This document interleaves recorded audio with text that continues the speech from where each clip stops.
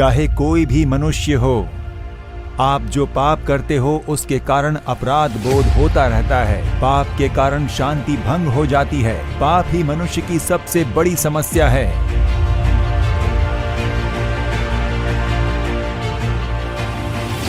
आप अगर अपने पापों को मानकर मन नहीं फिराते हो तो फिर आप कितने भी प्रायश्चित कर लो, कितने भी दान धर्म कर लीजिए, पाप की क्षमा नहीं मिलेगी। वो पाप लगातार आपका पीछा करेगा। बस खेल खेल में शराब पीने लगा था, खेल खेल में इस नशे का सेवन करने लगा था। आज जीवन बर्बाद हो गया है, अब उसे छोड़ नहीं पा रहा हूं। आपकी बीमारियों को चंगा करने के लिए 2000 साल पहले वो क्रूज पर घायल हुए। वो उनका आप पर प्रेम था। आपके परिवार का शाप, पीढ़ी दर पीढ़ी चलते आने वाले शाप को पूरी तरह से बदलकर आपको आशीष से भरने के लिए वो क्रूज पर शाप बने, ऐसा बाइबल कहता है। आपकी बीमारी को चंगा करने के लिए उन्होंने अपने शरीर पर घाव को सहा। क्या अपने जीवन में असफलता का अनुभव करते हुए आप यहां पर आए हो? प्रभु यीशु कहते हैं, आज आपका शोक आनंद में बदल जाएगा।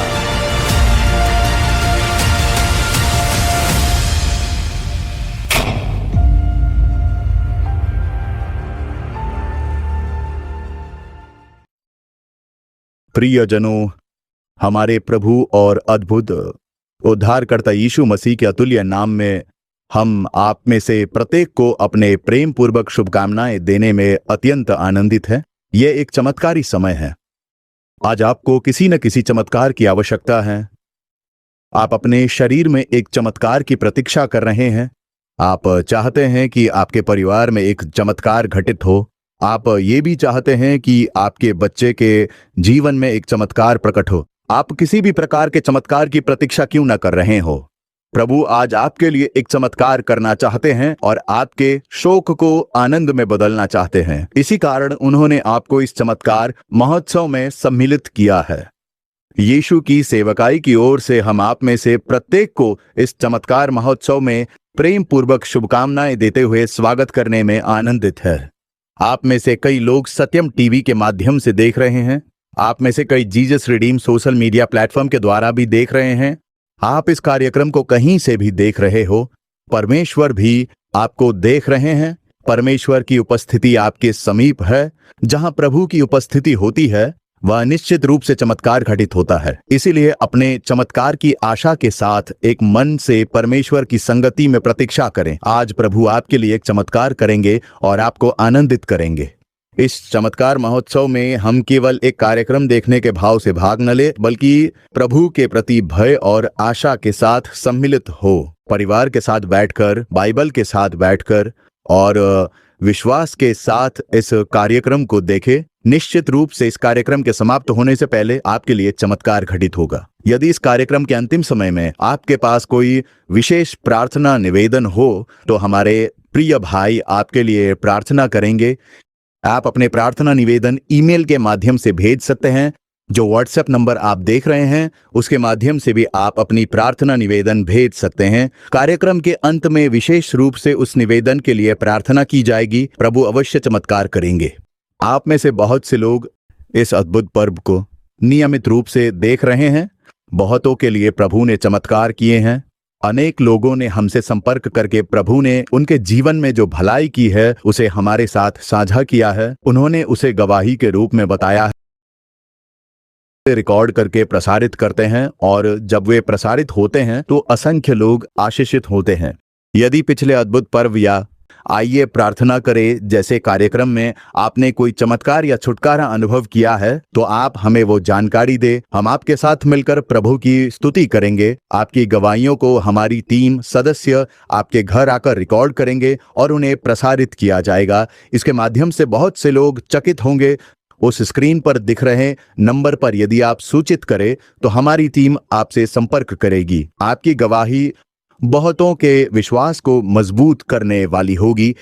ठीक है, हम अब कार्यक्रम के अगले भाग में प्रवेश करने जा रहे हैं। सबसे पहले हम गीतों के द्वारा प्रभु की स्तुति और महिमा करने जा रहे हैं। आराधना का समय अत्यंत महत्वपूर्ण समय होता है क्योंकि हमारा परमेश्वर स्तुति के मध्य में वास करता है। जब हम उसकी स्तुति करते हैं तब उसकी उपस्थिति उस स्थान को ढक लेती है। बाइबल कहती है कि उसकी उपस्थिति के सामने पहाड़ भी मोम की तरह पिघल जाते हैं। लेकिन जब सब लोग पूरे हृदय से अच्छे हाथों से ताली बजाकर गीत गाकर उसकी स्तुति और महिमा करते हैं तब उसकी समस्याएं दब जाती है। जब आप स्तुति कर रहे होते हैं उसी समय आपके लिए चमत्कार घटित होता है। सबसे पहले हम अपनी टीम के साथ मिलकर ताली बजाते हुए गीत गाकर प्रभु की स्तुति करते हैं।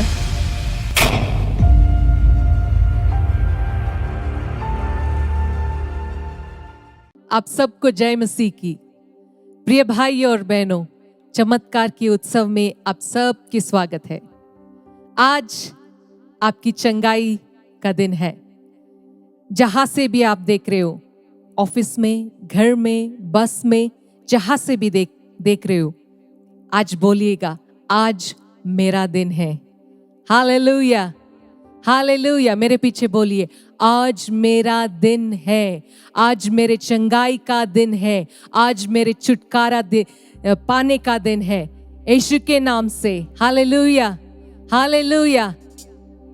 बोलिए, मेरा शोक आनंद में बदल जाएगा। आमीन, हालेलुया। आइए हम सब आराधना करते। कौन है राजाओं का राजा? कौन है दुनिया का बादशाह? वो यीशु है। वो यीशु के नाम को ऊपर रखते हुए हम आराधना करते हैं। कौन है राजाओं का राजा? कौन है दुनिया का बादशाह? कौन है राजाओं का राजा? कौन है दुनिया का बादशाह? यीशु है उसका नाम, यीशु है उसका नाम। तो करो जय जयकार, तो करो जय जयकार।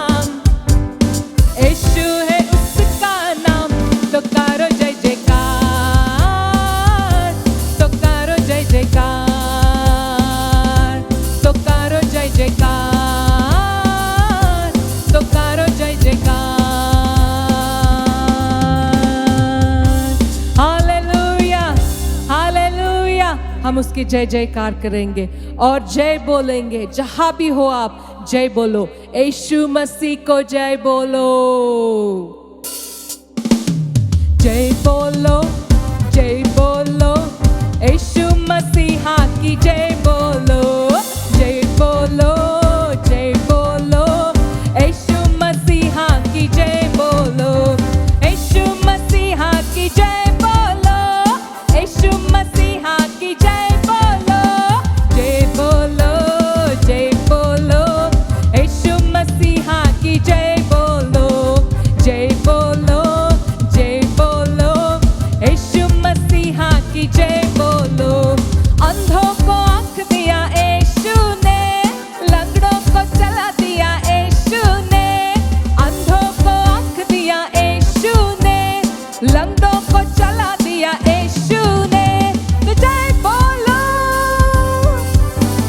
जय बोलो, जय बोलो, यीशु मसीहा की जय बोलो, जय बोलो, जय बोलो, यीशु मसीहा की जय बोलो। कोढ़ी को चंगा किया यीशु ने, लाजर को जिंदा किया यीशु ने, कोढ़ी को चंगा किया यीशु ने, लाजर को जिंदा किया यीशु ने। तो जय बोलो, जय बोलो, जय बोलो, जय बोलो, यीशु मसीहा की जय बोलो, जय बोलो, जय बोलो, यीशु मसीहा की जय बोलो। पापों से छुड़ा लिया यीशु ने, हम सबको बचा लिया यीशु ने, पापों से छुड़ा लिया यीशु ने, हम सबको बचा लिया यीशु ने। तो जय बोलो, जय बोलो, तो जय बोलो, जय बोलो, जय बोलो, जय बोलो, यीशु मसीहा की जय बोलो, जय बोलो, जय बोलो, यीशु मसीहा की जय बोलो, यीशु मसीहा की जय बोलो, यीशु मसीहा की जय बोलो, यीशु मसीहा की जय बोलो, यीशु मसीहा की जय बोलो, जय बोलो, जय बोलो, यीशु मसीहा की जय बोलो, जय बोलो, जय बोलो, यीशु मसीहा की जय बोलो। अंधों को आँख दिया यीशु ने, अंधों को आँख दिया यीशु ने, लंगड़ों को चला दिया यीशु ने, लंगड़ों को चला दिया यीशु ने, कोढ़ी को चंगा किया यीशु ने, कोढ़ी को चंगा किया यीशु ने, लाजर को जिंदा किया यीशु ने, लाजर को जिंदा किया यीशु ने। पापों से छुड़ा लिया यीशु ने, पापों से छुड़ा लिया यीशु ने, हम सबको बचा लिया यीशु ने, हम सबको बचा लिया यीशु ने। जय बोलो, जय बोलो, यीशु मसीहा की जय बोलो, जय बोलो, जय बोलो, यीशु मसीहा की जय बोलो।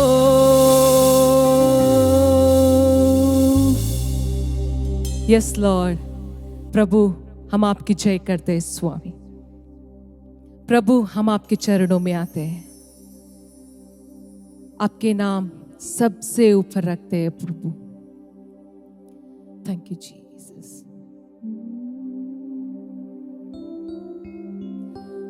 जिस नाम में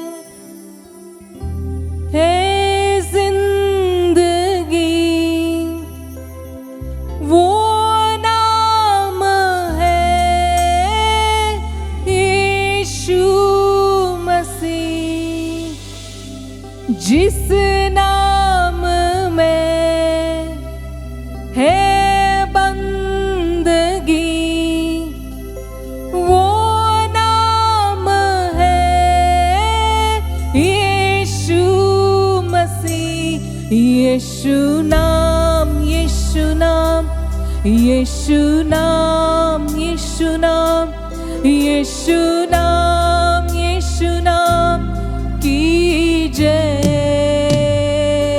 यीशु नाम, यीशु नाम, यीशु नाम, यीशु नाम, यीशु नाम, यीशु नाम की जय।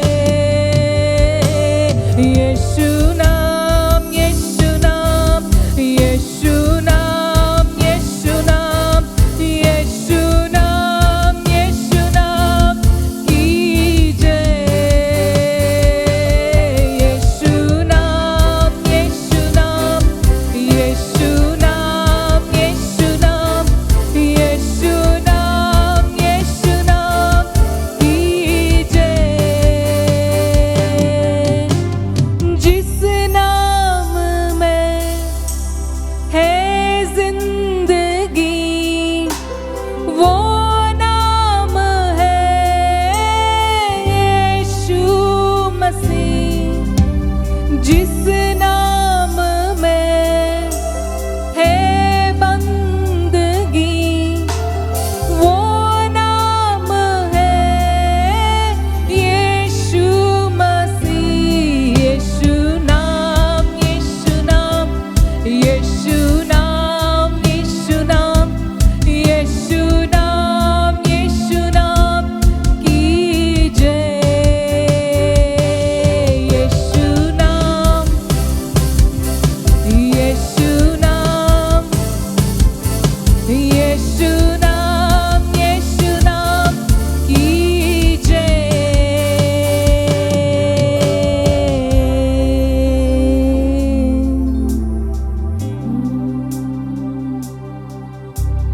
चंगा करता है, तू चंगा करता है, यीशु तू चंगा करता है।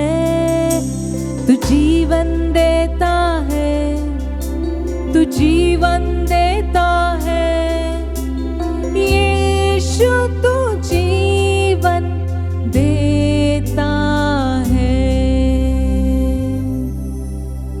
प्रभु, तू चंगा करने वाला प्रभु है। तू मेरा यीशु है, तुम हम सबका यीशु है प्रभु। दिलों को छूने वाला यीशु तू हमारा है। अबा पिता, हम यीशु के नाम से हम आपके उपस्थिति में आते हैं, आपकी आराधना करते हैं स्वामी। You are a good god lord. आप भला पिता हो, अद्भुत युक्ति करने वाला, पराक्रमी परमेश्वर, अनंत काल का पिता, शांति का राजकुमार हमारा यीशु है। तो कल, आज और अनंत में रहने वाला है। हम तेरी आराधना करते हैं प्रभु। यीशु के नाम से ये आराधना आपको समर्पित करती हूँ। आमीन, आमीन।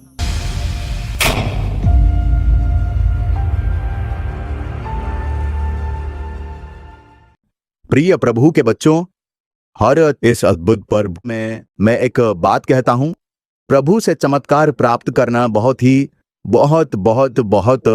सरल है, क्योंकि वो आपको चमत्कार देने के लिए आपसे भी अधिक इच्छुक है। वो आपको चंगा करने के लिए बहुत ही अधिक इच्छुक है। प्रभु परमेश्वर भी यही सोचते हैं कि कब मेरा बच्चा मुझे पुकारेगा, मुझे उसके लिए चमत्कार करना है। वो एक ऐसे परमेश्वर है जो चमत्कार करने के लिए इच्छुक है। इसीलिए प्रभु परमेश्वर से चमत्कार प्राप्त करना बहुत ही सरल है। क्या आप आज किसी चमत्कार की आशा में यह कार्यक्रम देख रहे हैं? तो आपको कोई चिंता करने की आवश्यकता नहीं है। प्रभु के वचन को ध्यानपूर्वक सुनिए, प्रभु की सलाह को ग्रहण करके अपने अंदर स्थान दीजिए। जब आप प्रार्थना करें तो विश्वास के साथ मिलकर प्रार्थना कीजिए। प्रार्थना समाप्त होने से पहले ही आप अपने चमत्कार को देखेंगे। जब हम बाइबल को देखते हैं तो पाते हैं कि यीशु मसीह ने 30 वर्ष से जो व्यक्ति बिस्तर पर पड़ा हुआ था, उसे प्रभु ने एक क्षण में चंगा कर दिया। पतरस ने उस व्यक्ति को जो 40 वर्षों से लकवाग्रस्त था, एक क्षण में चंगा किया। वही परमेश्वर हमारे बीच आज भी जीवित है। चाहे बीमारी कितनी भी गंभीर क्यों ना हो, चाहे कितने वर्ष क्यों ना हो गए हो, प्रभु के लिए वह कोई समस्या नहीं है। अब आप एक वीडियो में 3 गवाहियां देखने जा रहे हैं। उस वीडियो को देखकर आपका विश्वास और मजबूत हो जाएगा। ये गवाही आपके विश्वास को बल देगी। पहली गवाही है एक अद्भुत बहन की जो डिंडगल जिले से है। नाम है बाकियम। उनको 25 वर्षों से ठीक न होने वाला सिर दर्द था। शरीर में कई प्रकार की समस्याएं भी थी। देखिए, प्रभु ने उसे अद्भुत रूप से चंगा किया है। अब वे खुद बताने जा रही हैं। ये गवाही आप सुनिए और इसमें सामर्थ्य है। उस बहन के कहे हुए शब्दों के माध्यम से प्रभु आपसे बात करेंगे। यही गवाही आप देखिए, आप भी चकित हो जाएंगे। परमेश्वर महान है। परमेश्वर आपको भी चंगा करने के लिए बिल्कुल तैयार बैठे हैं। यह एक चमत्कार है जिसे आप सराहेंगे। मेरा नाम बाखियम है और हम लोग डिंडगल के पापमबट्टी में रहते हैं। मेरी शादी हो चुकी है। 4 बेटे और 1 बेटी है। हम अपनी खुद की गन्ने की खेती करते हैं। पिछले 25 सालों से सिरदर्द की वजह से बहुत तकलीफ थी और वो सिरदर्द ऐसा था कि सिर के बाहर नहीं पर अंदर ही अंदर जलता हुआ दर्द होता था, जैसे पूरे मस्तिष्क की नसें खींच रही हो। जब दर्द आता तो ऐसा लगता था जैसे आंखें बाहर खींच जाएंगी। जितनी नसें सिर में होती हैं सब फटने जैसी पीड़ा देती थी। सिरदर्द के समय मेरे कानों में भी दर्द होता था।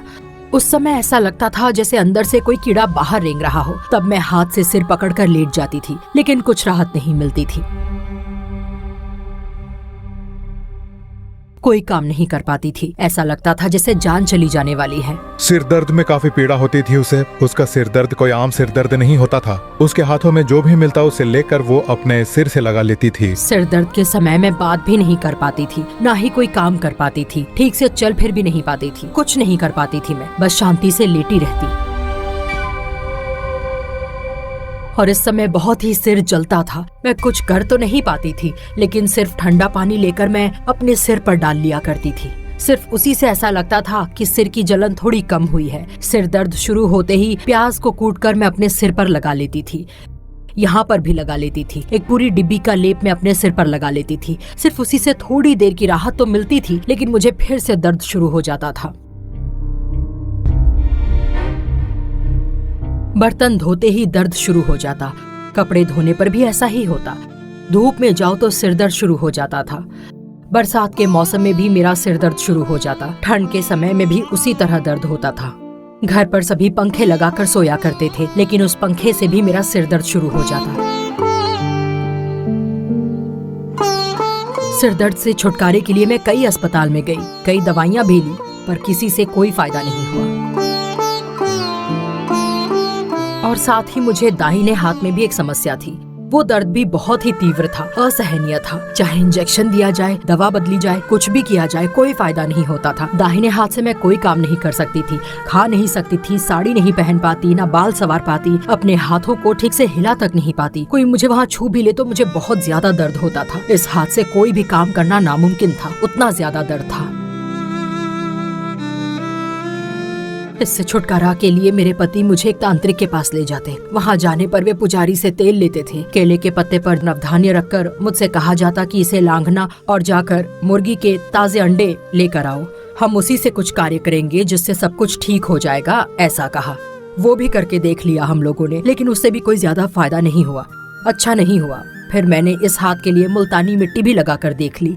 उसे और भी बारीकी से पीसकर उसमें चंदन मिलाकर लगाती थी। दरअसल उस मिट्टी को कपड़े में बांधकर उसकी पोटली बनाकर तेल डालकर उसकी मालिश की जाती थी। अंडे भी लगाकर देख लिए, लेकिन उससे भी कोई आराम नहीं मिला। वो दर्द वैसा का वैसा बना रहा।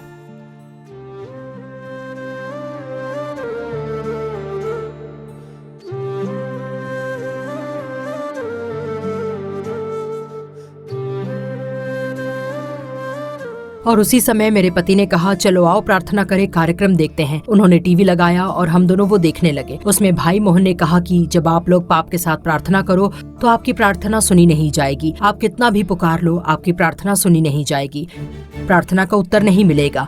आपको खुद पता है कि आपने क्या पाप किया है। अगर आप उस पाप को स्वीकार करके प्रार्थना करो तो निश्चय ही आपकी प्रार्थना सुन ली जाएगी, ऐसे भाई मोहन ने संदेश में कहा। उस वक्त मैंने मन में विचार किया कि मैंने क्या पाप किया है, और तब मुझे समझ में आया कि मैं दूसरों को बहुत दोष देती थी। जैसे कि अगर मेरी बहू ने मुझे चाय नहीं पिलाई तो मैं उसे दोष देती थी, उसे मैं डांटती थी कि ये नहीं करती, वो नहीं करती। बहू ने काम ठीक से नहीं किया तो भी दोष देती थी। परमेश्वर को ये भी पसंद नहीं है, ऐसा भी भाई मोहन ने हमें बताया था। दूसरों के बगीचे से मैं बैंगन उठा लेती थी, या फिर किसी के बगीचे से नारियल उठा लेती थी, या फिर आम भी उठा लेती थी। ऐसे लालच और इच्छाएं मेरे अंदर थी। मैं झूठ भी बोलती थी। मुझे अपने पति को खाना परोसते समय भी बहुत गुस्सा आता था। खाना परोसते समय बर्तनें बजती थी।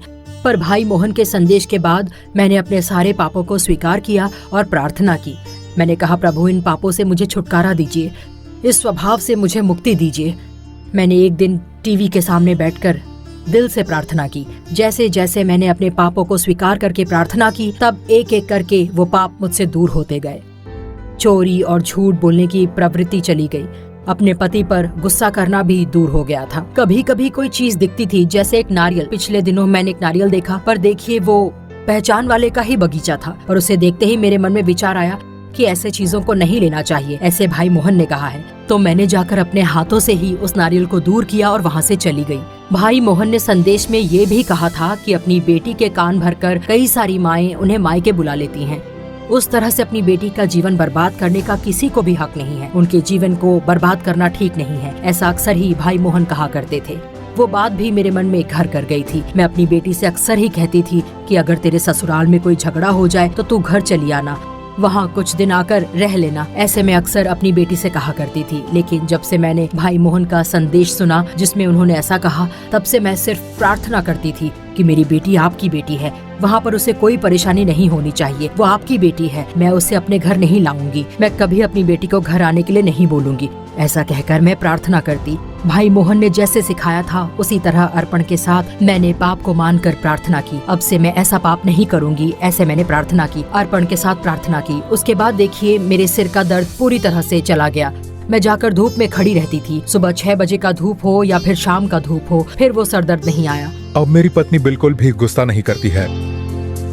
अब मेरे हाथ का दर्द तो पूरी तरह से चला गया। घर का खाना मैं ही बनाती हूँ, मैं बर्तन मांजती हूँ, कपड़े धोती हूँ, घर की सफाई करती हूँ।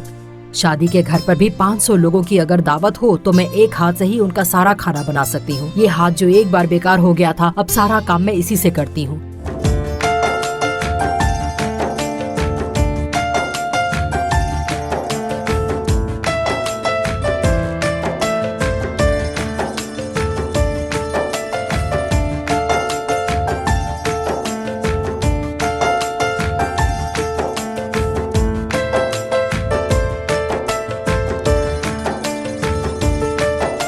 पच्चीस सालों तक जिस सिरदर्द ने मुझे सताया, जिस हाथ के दर्द ने मुझे असहाय बना दिया और जिन पापों ने मुझे घेर रखा था, उन सब से छुटकारा देने वाले प्रभु यीशु का कोटि कोटि धन्यवाद।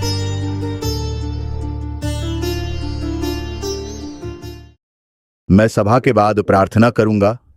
कितना महान और अद्भुत प्रभु परमेश्वर है। मुझे विश्वास है कि इस गवाही के माध्यम से प्रभु ने बहुतों से बात की है।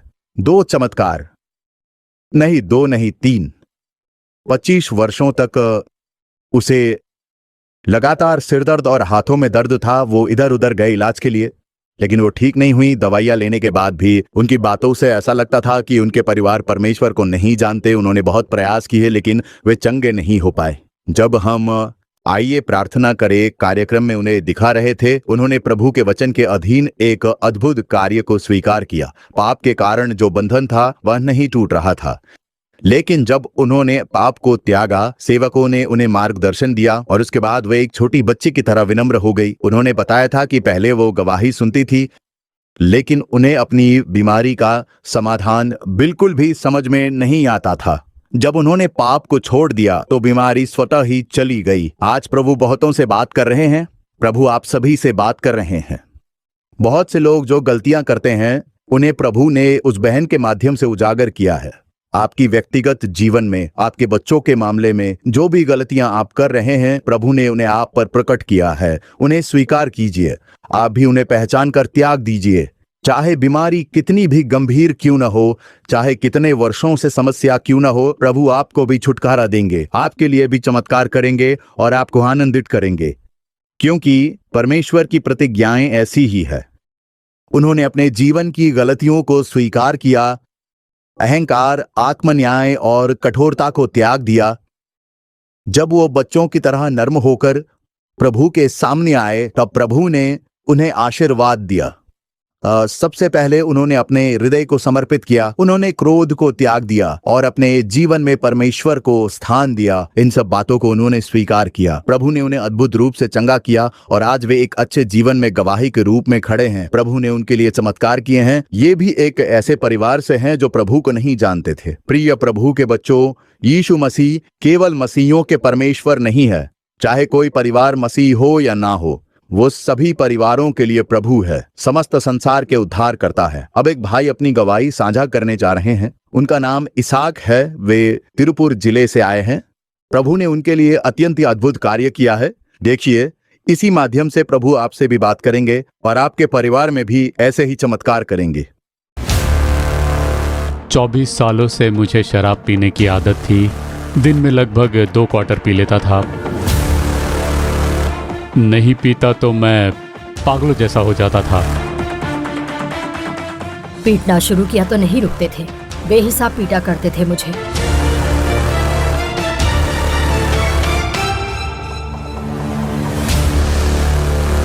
मेरा नाम है इसाक। मेरी शादी हो चुकी है, एक बेटी है और एक बेटा है। तिरुपुर जिले के दारावरम इलाके के पूर्व सड़ेपुरम ग्राम में रहते हैं और मैं पेंटिंग का काम करता हूँ। 24 सालों से मुझे शराब पीने की आदत थी। दिन में लगभग 2 क्वार्टर पी लेता था। नहीं पीता तो मैं पागलों जैसा हो जाता था। शराब पीने से ही खाना खा पाता, ऐसी हालत थी। शराब पीकर आकर मैं अपनी पत्नी से बहुत झगड़ता था। किसी ने मुझे रोकने की कोशिश की तो मुझे बहुत गुस्सा आता। बहुत पीटते थे वो। गुस्सा आ जाए तो पास में रखी कोई भी चीज उठाकर मुझ पर फेंक देते थे। पत्थर मिल जाए तो पत्थर फेंकते थे। छड़ी या लकड़ी कुछ भी मिल जाए, मोटी लकड़ी हो तो उससे भी पीटते थे मुझे। पीटना शुरू किया तो रुकते नहीं थे, बेहिसाब पीटा करते थे मुझे। उसी के साथ 20 सालों तक बीड़ी, सिगरेट और दूसरी नशे की चीजें। दिन में 2 पैकेट बीड़ियां पी लेता था मैं। बीड़ी के बिना नहीं रह पाता। हर 10 मिनट के बाद एक बीड़ी पी लेता था मैं, तो दिन के 2 पैकेट हो जाते। छोड़ने की तो कोशिश की कि कल से ही छोड़ दूंगा या आज से ही छोड़ दूंगा, ऐसा सोचता रहता था। आज आखिरी दिन होगा, पर फिर अगले दिन वही सोचता था मैं। फिर अगले दिन वही कहता था कि ये छोड़ दूंगा, आज छोड़ दूंगा या कल छोड़ दूंगा। लगातार ऐसा ही सोचता रहता था मैं। मेरे पति पीना छोड़ दे, इसीलिए मैंने कई सारी मन्नतें भी मांगी। मैं हाथों में राख उठाती थी। मैं पद यात्रा करके पल्लनी भी गई, पर किसी ईश्वर ने हमारी मदद नहीं की। कहीं भी हमारी प्रार्थनाओं का जवाब नहीं मिला।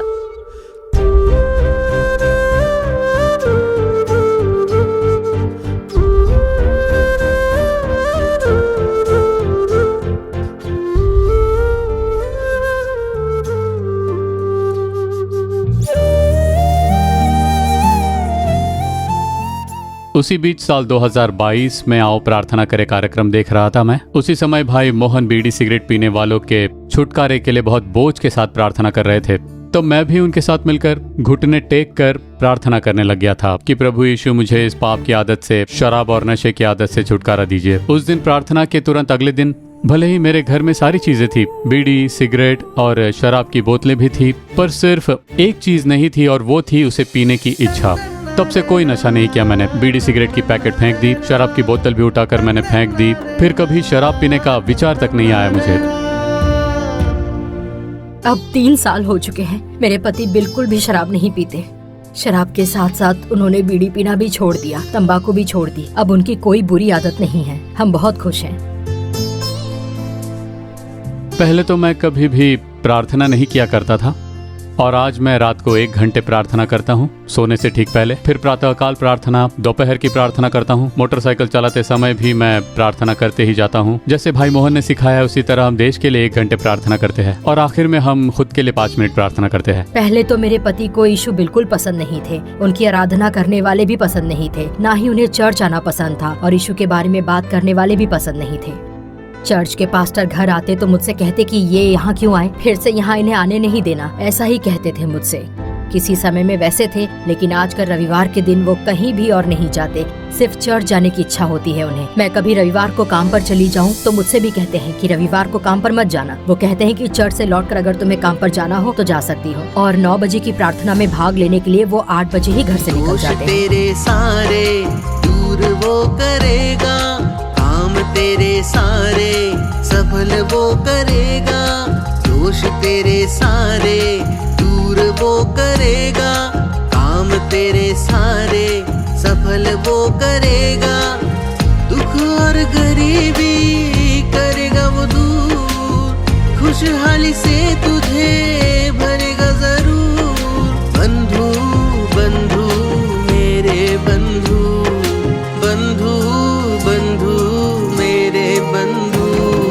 ढूंढे जो तू शांति यीशु वो देगा, तेरा बोझ उठा लेगा, तू पाएगा विश्राम। 25 साल की पाप की आदत से छुटकारा देने वाले प्रभु यीशु को कोटि कोटि धन्यवाद।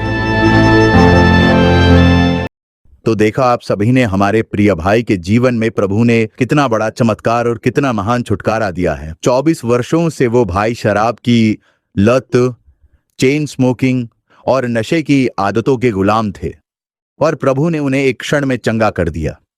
उन्होंने आइए प्रार्थना करे कार्यक्रम में मिलकर प्रार्थना की थी। उन्होंने बताया अगली ही सुबह बिना किसी प्रयास के वो पाप की आदतें उनसे दूर चली गई। क्या आपने कभी ऐसे चमत्कार करने वाले प्रभु के बारे में सुना है? वो भाई जो पहले प्रभु से अत्यंत घृणा करता था, जिसने अपनी पत्नी को मारा पीटा, जिसे यीशु का वचन सुनना भी पसंद नहीं था, उसी को प्रभु ने प्रेम किया, उसके लिए चमत्कार किए और उसे एक जीवित गवाही बना दिया। उसकी पूरी जीवन शैली बदल दी गई। आज वह दिन में 3 बार प्रार्थना करने वाला एक नया व्यक्ति बन गया है। यही कार्य प्रभु आपके जीवन में भी करेंगे, आपके परिवार में भी करेंगे। जो बहनें अपने पति या बच्चों को लेकर आंसुओं में हैं, आप लोग बिल्कुल भी निराश ना हो। वह एक करुणामय परमेश्वर है। जिस भाई के जीवन में प्रभु ने चमत्कार किया है, वही प्रभु आपके परिवार में भी चमत्कार करेंगे। देखिए, उन्होंने ताबीज पहना था, तीर्थ यात्राएं भी की थी, फिर भी उन्हें कोई छुटकारा नहीं मिला। सबने उन्हें छोड़ दिया था, लेकिन यीशु वह प्रभु है जो कभी नहीं छोड़ते। उनकी ओर देखिए, आपको कहीं और जाने की जरूरत नहीं है। वहीं जहां आप है, वहां प्रभु आपको छुटकारा देने के लिए सच्चे मन से तैयार हैं। यदि पुत्र आपको मुक्त करे तो आप वास्तव में मुक्त होंगे। अब हम गवाहियां देखने के लिए जा रहे हैं। अंत में नाके की प्रार्थना सभा में भाग लेकर चमत्कार प्राप्त करने वाली एक बहन और एक भाई की गवाही प्रस्तुत की जा रही है। वे मैसूर से हैं, बहन तेजस्विनी। उनकी गवाही अभी आप लोग देखेंगे। इसी तरह की समस्याओं से जूझते हुए आप बहुत से लोग यह कार्यक्रम देख रहे हैं। प्रभु आपके लिए भी चमत्कार करेंगे। अब आइए उस गवाही को देखें।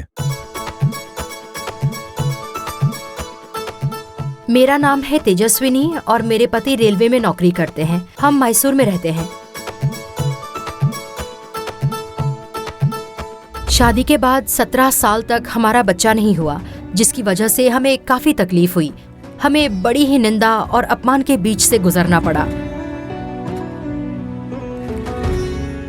किसी शादी में गए तो भी शादी के इतने सालों बाद सिर्फ पति पत्नी ही जा रहे हैं। ऐसे उस जगह पर जाकर कई लोग पूछते थे, बहुत वेदना होती थी। मेरे बाद जिनकी शादी हुई थी उनके भी बच्चे हो चुके थे, इसीलिए उसे सोचकर भी अंदर ही अंदर मैं बहुत ही घुटता रहता था। मैं बहुत अकेली थी। मुझे माँ कहकर बुलाने के लिए मेरा एक बच्चा नहीं था। क्या कभी मेरे आंगन में भी बच्चे की आवाज आएगी? ऐसा सोच सोचकर मैं बहुत ही दुखी हो जाती थी। मैं रोती थी। अकेले में बैठकर मैं परेशान होकर रोती थी। जब मैं घर लौटता था तो मैं और मेरी पत्नी अकेले रहते थे। बाकी कुछ याद नहीं आता था। बस हमें कोई बच्चा नहीं है, यही सोचकर मैं उसका चेहरा देखता, वो मेरा चेहरा देखती थी। ऐसा हाल था। बहुत अकेलापन था। बिल्कुल कोई खुशी या शांति नहीं थी। काफी ट्रीटमेंट करके देख लिया पर कोई फायदा नहीं हुआ। फिर मैंने आखिरकार थक कर फैसला किया कि इसके बाद मैं कोई भी ट्रीटमेंट नहीं लेना चाहती और मैंने ट्रीटमेंट रोक दिए। इसी बीच साल 2013 में एक घटना घटी। मेरी लेफ्ट ओवरी में एक गांठ है कहकर स्कैन करवाया गया और स्कैनिंग रिपोर्ट में पता चला कि वो कैंसर बॉर्डर लाइन है। लेफ्ट ओवरी रिमूव करना है कहकर उसे निकाल दिया और उस समय डॉक्टरों ने कहा कि अब सिर्फ 1 साल का समय होगा, उसके बाद स्वाभाविक तौर पर बच्चा बिल्कुल नहीं होगा। टेस्ट ट्यूब करना ही एक सहारा है, वो भी 1 साल के अंदर। और अगर वैसा नहीं हुआ तो इस गर्भ को हमें पूर्ण रूप से निकाल देना पड़ेगा। उनकी बातें सुनकर हम टूट गए। इतने सालों बाद इतना समय और पैसा खर्च करके भी आखिर में हमें डॉक्टरों से ऐसा कुछ सुनने को मिला तो बहुत दुखी हुए।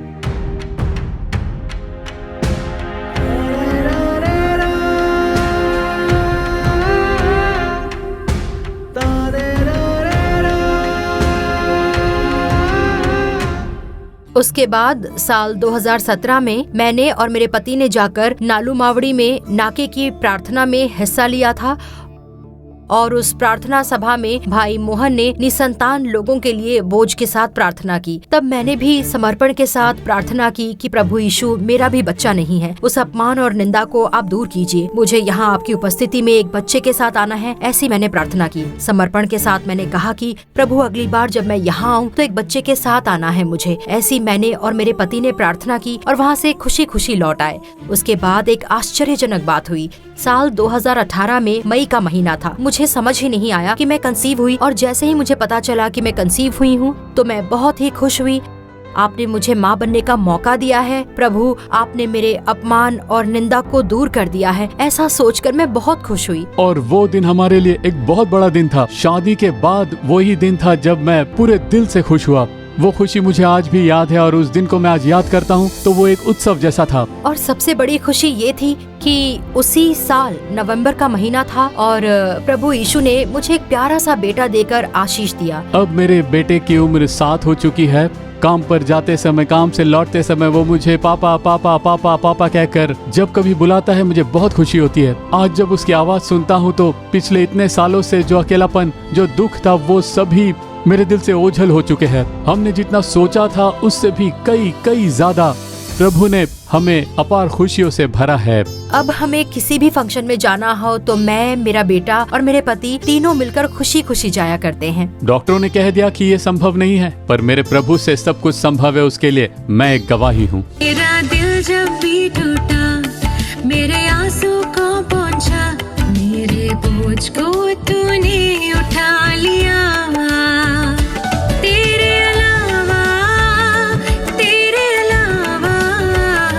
किस पर भरोसा, किसका सहारा, तेरे अलावा किस पर भरोसा, किसका सहारा। डॉक्टर ने मुझसे कहा था कि स्वाभाविक तौर पर बच्चा नहीं हो सकता, पर अलौकिक तरीके से प्रभु यीशु मसीह ने मेरे जीवन में चमत्कार किया। मुझे बेटे की आशीष देने वाले प्रभु यीशु को कोटि कोटि धन्यवाद। इन 3 गवाहियों के माध्यम से प्रभु ने आपसे बात की है। परमेश्वर के लिए कोई भी कार्य असंभव नहीं है। आज आपके लिए चमत्कार घटित होने जा रहा है। अब हम समाचार प्रस्तुति की ओर बढ़ते हैं।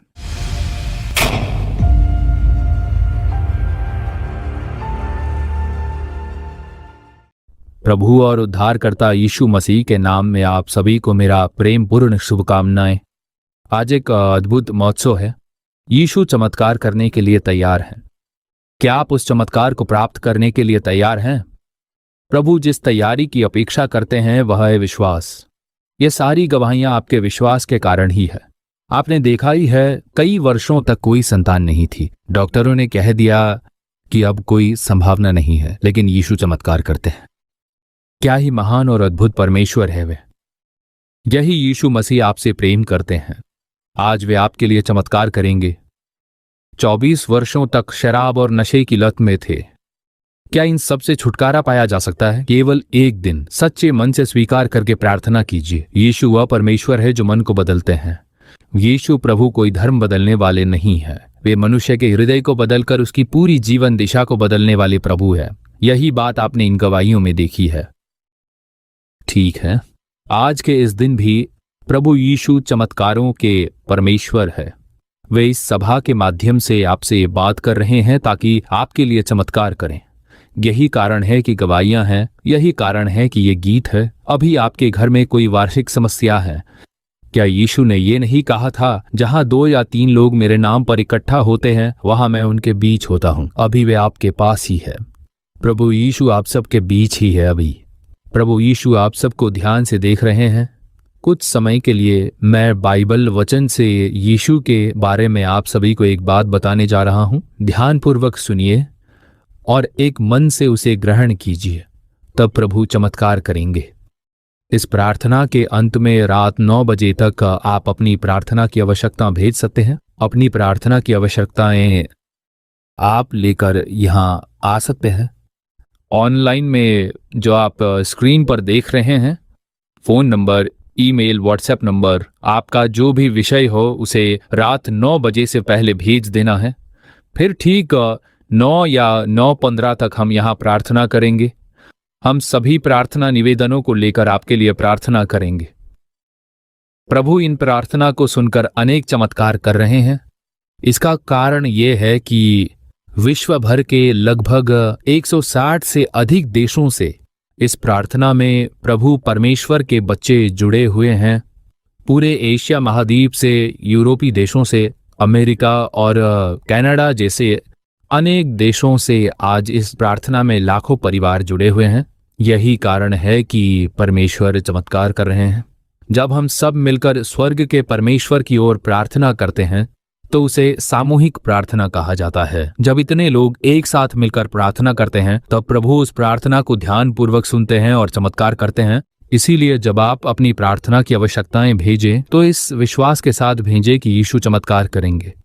हम उन्हें यहाँ लाकर रखेंगे और उनके लिए प्रार्थना करेंगे। ठीक है, अब हम लगातार यीशु मसीह के बारे में सत्य को जान रहे हैं। इस चमत्कार महोत्सव में यीशु कैसे हैं, यही बात हम सभी लोग कई महीनों से, कई वर्षों से सत्यता से जानते आ रहे हैं। यीशु को जानना और जानना ये बहुत आनंददायक होता है या अद्भुत होता है। उनके बारे में जीवन भर बात कर सकते हैं, इतने प्यारे हैं। प्रभु यीशु मसीह वह इतने आश्चर्यजनक है, वह इतने अद्भुत है प्रभु यीशु मसीह। हम अक्सर बाइबल के लूका अध्याय 19 के बारे में बात करते हैं। प्रभु यीशु मसीह यरीहो नाम के एक नगर में आते हैं। उस शहर में एक धनी व्यक्ति रहता है, एक ऊंचे पद में रहने वाला व्यक्ति। उसकी इच्छा थी कि वो जानना चाहता था कि यीशु कौन है। क्या आपके मन में इच्छा है प्रभु यीशु मसीह कैसे है ये देखने की लालसा रखते हैं? क्या आप उन्हें जानना चाहते हैं? यीशु केवल मसीह लोगों के परमेश्वर नहीं है। ऐसा नहीं है कि हर धर्म के लोगों के लिए एक एक परमेश्वर होता है, वैसे ही मसीह लोगों के लिए यीशु है। नहीं, ये गलत समझ है। यीशु संपूर्ण ब्रह्मांड के प्रभु है, समस्त सृष्टि के स्वामी है। वे ही संसार के सृष्टि करता है और उन्होंने ही समस्त मानव जाति को रचा है। आप स्वयं सोचकर देखिए, अमेरिका, कनाडा, अफ्रीका देश, यूरोपीय देश, छोटे छोटे द्वीप, आप जहां भी जाए वहां यीशु को प्रभु मानकर उनकी आराधना करने वाले लोग मिलेंगे। हर भाषा में, अंग्रेजी, फ्रेंच, जर्मन, डच भाषा देख लीजिए, यहाँ तक कि आदिवासी भाषाओं में भी हर भाषा में यीशु को प्रभु कहकर आराधना करने वाले लोग रहते हैं, क्योंकि वो किसी एक विशेष देश का परमेश्वर नहीं है, वो किसी एक जाति का परमेश्वर नहीं है, वो किसी एक भाषा का परमेश्वर नहीं है, वो किसी एक गांव या परिवार का परमेश्वर नहीं है। वो संपूर्ण संसार का प्रभु है। उन्हें संपूर्ण लोकों का प्रभु कहा जाता है। इसीलिए संसार में जितने भी लोग हैं उन सभी के लिए वही प्रभु है। बहुत से लोग इस सच्चाई को ना जानने के कारण आशीषों से वंचित रह जाते हैं। जब हम जीवन का अर्थ समझते हैं तभी हम उससे पूरी तरह से लाभ उठा सकते हैं। बहुत से लोग कहते हैं मैं मसीह नहीं था, मुझे यीशु पर विश्वास नहीं था, लेकिन अब मैं उनके अनुभवों को समझ सकता हूँ। इसका अर्थ यह है कि अज्ञानता और अंधविश्वास के कारण लोग उनसे दूर जा रहे हैं, लेकिन यदि आप उन्हें जान ले तो उनसे आशीर्वाद और अद्भुत वरदान प्राप्त कर सकते हैं। यहाँ एक व्यक्ति दूसरे को प्रभु यीशु की खोज में भेजता है। वो कैसा है उन्हें जान लीजिए, उन्हें जानने की इच्छा होनी चाहिए हमें। मैं जब 14 साल का था तब मौत का बिस्तर पकड़ चुका था। आप लोगों ने मेरी गवाही सुनी होगी। उन दिनों में मैं यीशु से बहुत नफरत करता था। यीशु परमेश्वर नहीं है ऐसा मैं कहा करता था। इस देश के कुछ लोग यीशु को विदेशी परमेश्वर कहते हैं। मैं तो उसे भी नहीं मानता था, यीशु परमेश्वर है ही नहीं। मसीही लोगों को मैं बेवकूफ़ समझता था, लेकिन बेवकूफ़ मैं ही था। मैं ये बातें नहीं कह सकता था क्योंकि मैं सच्चे परमेश्वर को नहीं जानता था, इसीलिए मैं वैसा बोलता था। फिर भी उसने मुझे अद्भुत रीति से चंगा कर दिया। वो उसकी खोज में था। मेरी मृत्युशैया की स्थिति धीरे धीरे बदलने लगी। मैं झुककर बैठा हुआ था, लेकिन मैं उठ खड़ा हुआ और चलने लगा। मेरे शरीर के अन्य भागों में फैली हुई सूजन भी पूरी तरह से चली गई। यह एक अद्भुत चंगाई थी। मैं चकित रह गया। यीशु ने मेरी जिंदगी पूरी तरह से रूपांतरित कर दी। परमेश्वर कौन है ये जानने के लिए मैंने एक बाइबल खरीदी। किसी ने आकर मुझसे कुछ कहा, मेरा ब्रेन वॉश कर दिया, मुझे फंसाया। ऐसा बिल्कुल भी कुछ नहीं था। वो खुद मुझे ढूंढ कर आए, मेरे लिए चमत्कार किया। उसके बाद ये परमेश्वर कैसे हैं उसके बारे में मुझे जानना है। उस इच्छा के साथ मैंने जब बाइबल खरीदकर उसे पढ़ना शुरू किया, तब उनके बारे में पढ़ने के बाद ये मुझे समझ में आया कि वो कितना महान परमेश्वर है।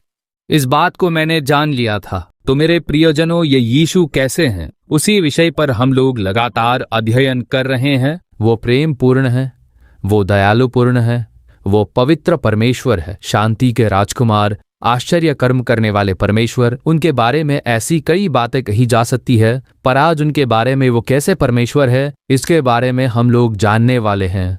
सब कुछ हम बाइबल से ही पढ़ने जा रहे हैं, क्योंकि यही परमेश्वर का वचन है। पवित्र लूका रचित सुसमाचार अध्याय क्रमांक 7 वचन क्रमांक 16 में यीशु के बारे में एक बात कही गई है। मैं इसे आपके लिए पढ़ता हूं, सुनिए। लूका अध्याय 7 और वचन 16। अब सब पर भय छा गया और वे परमेश्वर की बड़ाई करके कहने लगे, हमारे बीच में एक बड़ा भविष्यवक्ता उठा है और परमेश्वर ने अपने लोगों पर कृपा दृष्टि की है। यीशु के दिनों में जो लोग थे वही ये कह रहे थे। लोग कहते हैं ये व्यक्ति एक महान भविष्यवक्ता है, लेकिन केवल इतना ही नहीं, वे कहते हैं ये परमेश्वर है, वो हमें मिलने आया है। उन्होंने ऐसा क्यों कहा? क्योंकि जब हम इस अध्याय को पढ़ते हैं तो पाते हैं कि यीशु एक नगर में आते हैं जिसका नाम नाइन है। वो आज भी अस्तित्व में है। यदि आप इस्राएल देश जाएं तो गलील क्षेत्र के समुद्री किनारे पर आज भी वही नगर उसी नाम से मौजूद है। मैं स्वयं उस नगर में गया हूं। ये घटना जिस स्थान पर हुई थी वह आज भी वहां मौजूद है। मैं स्वयं उस स्थान पर गया हूं। उस नगर में एक विधवा स्त्री रहती थी। उसके पति की मृत्यु हो चुकी थी। उस विधवा का एकमात्र बेटा था। वही बेटा उसकी पूरी दुनिया था। पति के चले जाने के बाद उस माँ का सारा प्रेम, सारा लगाव और जीवन की सारी आशाएं उसी बेटे में समाहित थी। लेकिन वह बेटा भी मर गया। उस बेटे की मृत्यु ने उस माँ को कितनी गहराई से प्रभावित किया होगा। वो रो रही थी, लगातार रो रही थी। वह विधवा माँ रोते हुए आगे बढ़ रही थी। अब कितने दिन, कितने घंटे तक शव को रखा जा सकता था? पूरे गांव के लोग इकट्ठा हो गए थे। सबको दया आ रही थी। पहले उसने अपने पति को खो दिया, अब अपने बेटे को भी खो दिया। लोग कह रहे थे, क्या कोई पाप किया होगा? क्या कोई कर्म का फल है? क्या पिछले जन्म की सजा है, जैसे हमारे लोग अक्सर कहते हैं? वह रोते हुए अंतिम संस्कार के लिए जा रही थी। लोग उसे उठाकर ले जा रहे थे और वह भीड़ के साथ वहां आई। उस समय नाइन नगर के द्वार पर लोग एक शव को ले जा रहे थे। वह विधवा माँ आंसुओं में डूबी हुई थी। यीशु ने उस विधवा को देखा, आंसुओं में डूबी हुई। यीशु का हृदय द्रवित हो गया। अरे, वो वही स्त्री है जिसने अपने पहले पति को खोया था, अब अपने बेटे को भी खो चुकी है। वह रोते हुए अंतिम यात्रा कर रही थी। यीशु का मन करुणा से भर गया। उसके पास केवल वही एक ही बेटा था और यीशु ने एक अद्भुत कार्य किया। अपने कान खोलो और आत्मिक निरंतरता को बढ़ाओ। वीरों की आहुति दी गई थी। जैसे पोता आया, अद्भुत छाया से निकलकर अंधकार को चीरते हुए। प्रभु यीशु की कीमत और उसके वशीकरण के क्षणों की बात है, लेकिन यहाँ उसे आविष्कार कर दिया गया। वह दूरदर्शी बातों से पहले ही आ गया था।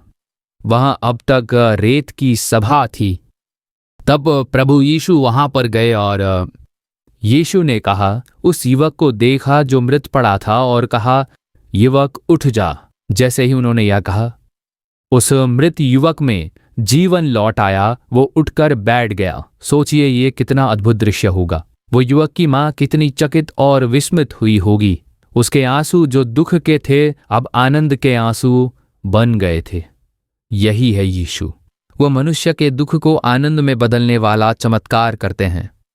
अपने लिए चमत्कार करने वाले नहीं है प्रभु यीशु, वो लोगों के लिए चमत्कार करते हैं। यीशु वो है जो आंसुओं को चमत्कारों में बदल देते हैं। प्रभु यीशु, देखिए वो आंसुओं को बदलते हैं। उस समय वहां मौजूद सभी लोग ये दृश्य देख रहे थे। मनुष्य ऐसा कैसे कर सकता है? यह परमेश्वर है जिन्होंने स्वर्ग को पृथ्वी पर लाया है। वह अपने लोगों से मिलने आया है। God has visited his people. परमेश्वर ने अपने लोगों से मुलाकात की है। स्वर्ग को पृथ्वी पर लाने वाला प्रभु जो मनुष्य के रूप में प्रकट हुआ वही हमसे मिलने आया है। लोग परमेश्वर की स्तुति करने लगे, परमेश्वर हमारे बीच आए हैं। परमेश्वर की स्तुति हो। अधिकांश लोग यीशु के सामने अनेक अनेक गुणों को देखते हैं, लेकिन मनुष्य के लिए कहा गया कि यह कोई साधारण कार्य नहीं है। ये परमेश्वर द्वारा किया गया एक चमत्कार था। ये वो समय था जब प्रभु यीशु मसीह पहली बार उस नगर में आए थे। कुछ वर्ष पहले मैं वहां गया था और मेरी गाइड ने मुझे वो जगह दिखाई थी। मुझे उस नगर में ले चलिए। आमतौर पर लोग दूर से ही उसे देखकर चले जाते हैं, लेकिन मुझे वहां जाकर देखने की इच्छा थी। वो नगर अब मुस्लिम क्षेत्र बन गया है। उस नगर का नाम है नाइन। वहां पर एक चर्च है। उन्होंने कहा अंदर जाकर देख सकते हैं। वे मुझे वहां ले गए। उस परिसर के पास उस चर्च की चाबी किसके पास है ये देखने पर पता चला कि वह एक मुस्लिम परिवार है। वही मुस्लिम परिवार उस चर्च की देख रेख करता है। वही लोग उस चाबी को संभालते हैं। हमने उनसे चाबी ली और अंदर जाकर गीत गाए। जब मैं वहां प्रार्थना कर रहा था और वचन पढ़ रहा था, मैंने अपने गाइड से पूछा, एक मुस्लिम परिवार इस चर्च की देखरेख कैसे कर रहा है?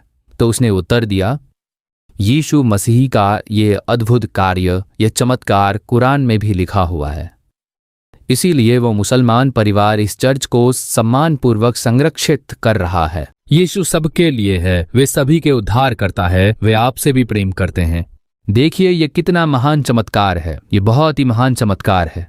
परमेश्वर आपका भी उद्धार करेंगे। तो देखिए लोग कहते हैं परमेश्वर स्वयं मनुष्य बनकर हमारे बीच आए हैं। आज हम ऐसे लोगों को देखते हैं जो परमेश्वर को खोजते हुए यहाँ वहाँ भटकते हैं। कहाँ जाए कि परमेश्वर को देख सके? कहाँ जाए कि उनसे मिल सके? क्या पैदल चलकर उनके पास पहुंचना होगा? क्या बिना चप्पल के जाना होगा? क्या सांसद में जाना होगा? क्या भेंट लेकर जाना होगा? इस प्रकार परमेश्वर को खोजते हुए भटकते मनुष्य को आज संसार कहाँ देखता है? लेकिन इंसान को ढूंढ कर आने वाले परमेश्वर प्रभु यीशु, जहां पर लोग रहते हैं वहां पर ढूंढ कर आने वाले प्रभु परमेश्वर प्रभु यीशु मसीह, वही परमेश्वर जब इस संसार में घूमते रहे तब उन्हें ढूंढकर कई लोग आए और चंगाई पाई, और जो लोग उन्हें ढूंढ कर नहीं आए उन्हें खुद वो ढूंढ कर गए।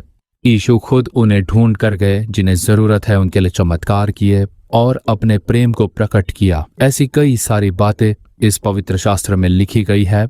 यीशु मसीह के पास आना एक नया आरंभ है। क्या आपने कभी सुना है कि कोई व्यक्ति यीशु के पास आकर अपना जीवन समर्पित करता है? लेकिन क्या आप जानते हैं कि जब आप ऐसा करते हैं वो आपके जीवन को आत्मा की ओर मोड़ देता है। जैसे ही आप उसे हृदय में आमंत्रित करते हैं वो आपके जीवन में एक नया अध्याय खोलता है। वो आपको एक नई दिशा देता है, एक ऐसी दिशा जो आशा से भरी होती है, शांति से भरी होती है और परमेश्वर की योजना से जुड़ी होती है। प्रभु यीशु केवल नाम नहीं है, वो जीवन का मार्गदर्शक है। प्रभु यीशु अमेरिका में भी है, वो इंग्लैंड में भी है और रूस अफ्रीका में भी है। वो स्वयं को सीमित नहीं करता, वो तुम्हारे शहर में भी है, तुम्हारे गांव में भी है, यहाँ तक कि प्रभु परमेश्वर तुम्हारे शयन कक्ष में भी है। यदि तुम अस्पताल में हो तो वहां भी उपस्थित है। घर के भीतर भी वो हर स्थान पर विद्यमान है, जैसे वो संपूर्ण ब्रह्मांड का प्रभु है। अब परमेश्वर तुम्हारे समीप आ गया है। ये तुम्हारे लिए एक बहुत ही अद्भुत बात है। एक स्त्री थी जो भीतर से बहुत ही टूट चुकी थी। समाधान की आशा भी थम चुकी थी, स्वास्थ्य भी गिरता जा रहा था, हर तरफ से उनके लिए निराशा ही थी। लेकिन उसके बाद मुझे एक अद्भुत परमेश्वर मिला, एक अद्भुत उद्धारकर्ता प्रभु यीशु परमेश्वर मिला, जो तकनीकी रूप से नहीं बल्कि आत्मिक रूप से चमत्कारी है। जैसे इस संसार में कुछ बीमारियां लाइलाज मानी जाती है, वैसे ही अब समय है कि तुम उस बोझ को छोड़ दो और यीशु को ग्रहण करो। प्रभु परमेश्वर तुम्हारी हर बीमारियों को पूरी तरह से चंगा कर देगा। यीशु समारिया के एक भाग में नगर की ओर आ रहे हैं। समारिया एक स्थान है, वहां सिखार नामक एक गांव है, वहीं यीशु आ रहे हैं। वहां यीशु क्यों आ रहे हैं? क्योंकि वहां एक स्त्री है जो पाप के कारण पीड़ित है। वो एक ऐसी स्त्री है जो पाप के कारण दुखी है, उसकी आंखें भ्रमित है और शारीरिक लालसाओं के कारण पीड़ित है। उस स्त्री का जीवन वास्तव में टूट चुका था, उसे शांति नहीं थी, समाधान नहीं था। वह एक पापिनी थी, व्यभिचारिणी थी और बुरे मार्ग पर चलने वाली थी। लोग उसका उपहास करते थे और वो अपमानित होकर अकेली बैठी रहती थी। उसके जीवन में कोई समाधान, कोई शांति नहीं थी। लेकिन यीशु ने उसके जीवन को बदल दिया। उसने उसके पापों को क्षमा किया और प्रभु ने उसे सच्ची शांति दी। यही कारण था कि उद्धारकर्ता यीशु वहां आए। वो स्त्री जो पाप के कारण पीड़ित थी अंततः यीशु की ओर मुड़ी, पर अब वो शांति की प्रतीक्षा कर रही है। कौन मेरे पापों को क्षमा कर पाएगा? कौन मुझे पापों से छुटकारा दे पाएगा? कौन मुझे शांति प्रदान कर पाएगा? ये पूरा शहर मुझे पापी के नाम से जानता है, मुझे दूर करता है, पर सच में मुझसे प्रेम करके कौन मुझे छुटकारा दे पाएगा? ऐसा उसमें एक प्रश्न था। यीशु ने उस प्रश्न को जान लिया और उससे मिले। इसके बारे में यूहन्ना अध्याय 4 में लिखा गया है, प्रभु उसके पापों को स्मरण दिलाते हैं, उस पर वो दोष नहीं लगते। उसे पापी मानकर दूर नहीं किया उन्होंने, उसका अपमान नहीं किया, पर उस पाप से मन फिराने के लिए जब उसे उसके पाप का स्मरण दिलाया तब उसने स्वीकार किया। अपने पाप को छिपाया नहीं। तेरे 4 पति थे और अब तू जिसके साथ है वो तेरा पति नहीं है। मतलब देखिए वो कितनों के संग जीवन बिता चुकी है। जब प्रभु ने इस बात का स्मरण दिलाया तब उसने कहा ऐसी कोई बात नहीं है, ये तो बिल्कुल झूठ है। वो सच बात थी। नाना नामक एक छोटे से गांव में एक बुजुर्ग रहते थे। उन्होंने अपना जीवन दूसरों की सेवा में समर्पित कर दिया और इसी कारण उनका नाम सम्माननीय हुआ। जब वो किसी गांव में प्रवेश करते तो लोग उन्हें अनदेखा कर देते थे, लेकिन क्या आप जानते हैं वो कितने अधिक प्रेरणादायक थे? उन्होंने अपनी पत्नी को छोड़ दिया, अपनी बेटी को छोड़ दिया। उनके पास कोई संतान नहीं थी, फिर भी वो किसी तरह से अपने घर का खर्च चलाते थे। उन्होंने अपनी पत्नी को छोड़ दिया। उन्होंने अपनी पत्नी की जिम्मेदारी नहीं उठाई। वह हमेशा झगड़ा करती थी, सबकी कमी बताती थी। आपके बारे में भी बहुत सारे लोग ऐसे पीठ पीछे बात करते होंगे, है ना? आपने अपनी शांति खो दी है, शांति नहीं मिल रही है ना? तो प्रभु यीशु आपसे मिलने आए हैं। आपके पापों को क्षमा करके, पापों से छुटकारा देकर सच्ची खुशी प्रदान करने के लिए प्रभु यीशु आए हैं। आपको अगर पाप की क्षमा चाहिए तो पैसे देकर पाप की क्षमा नहीं ले सकते। बात को समझिए। वो वहां गया, यहाँ गया, पैसे खर्च किए, वहां डूबा, यहाँ डूबा, लेकिन पाप नहीं गया, बिल्कुल नहीं गया। गलत बातों पर भरोसा करके धोखा मत खाइए। यदि किसी मनुष्य का पाप क्षमा होना है तो सबसे पहले उसे ये स्वीकार करना होगा कि वह पापी है, और दूसरा उसे उस स्थान पर आना होगा जहां पाप क्षमा करने का अधिकार है। परमेश्वर के पास आकर पाप को स्वीकार करना और प्रार्थना करके उसे छोड़ देना होगा। बाइबल पढ़ते हुए कहते हैं परिवर्तन केवल तैयारी नहीं है, हर एक आत्मा जो टूट चुकी है वह उद्धार के लिए तैयार की जा रही है। चाहे वो इराक में हो या भारत में, हर जगह प्रभु परमेश्वर का कार्य आरक्षित है। कुछ लोग कहते हैं माफ कीजिए मैं नहीं बदल सकता। एक 24 वर्षीय युवक था जो शराब, धूम्रपान और अन्य व्यसनों में फंसा हुआ था। उसे भी छुड़ाने की आवश्यकता थी। उसे सही रूप से मुआवजा नहीं चाहिए था, बल्कि सही रूप से छुटकारा चाहिए था। प्रभु यीशु मैं छोड़ नहीं पा रहा हूँ, मुझे छुटकारा चाहिए। यीशु कृपया मुझे छुटकारा दीजिए। एक दिन की प्रार्थना बस इतनी है। अब वो बीड़ी को देखता है, शराब को देखता है, लेकिन पीने की कोई इच्छा नहीं होती। उस सोच को यीशु ने बदल दिया। वही यीशु आज आपको ढूंढते हुए आया है।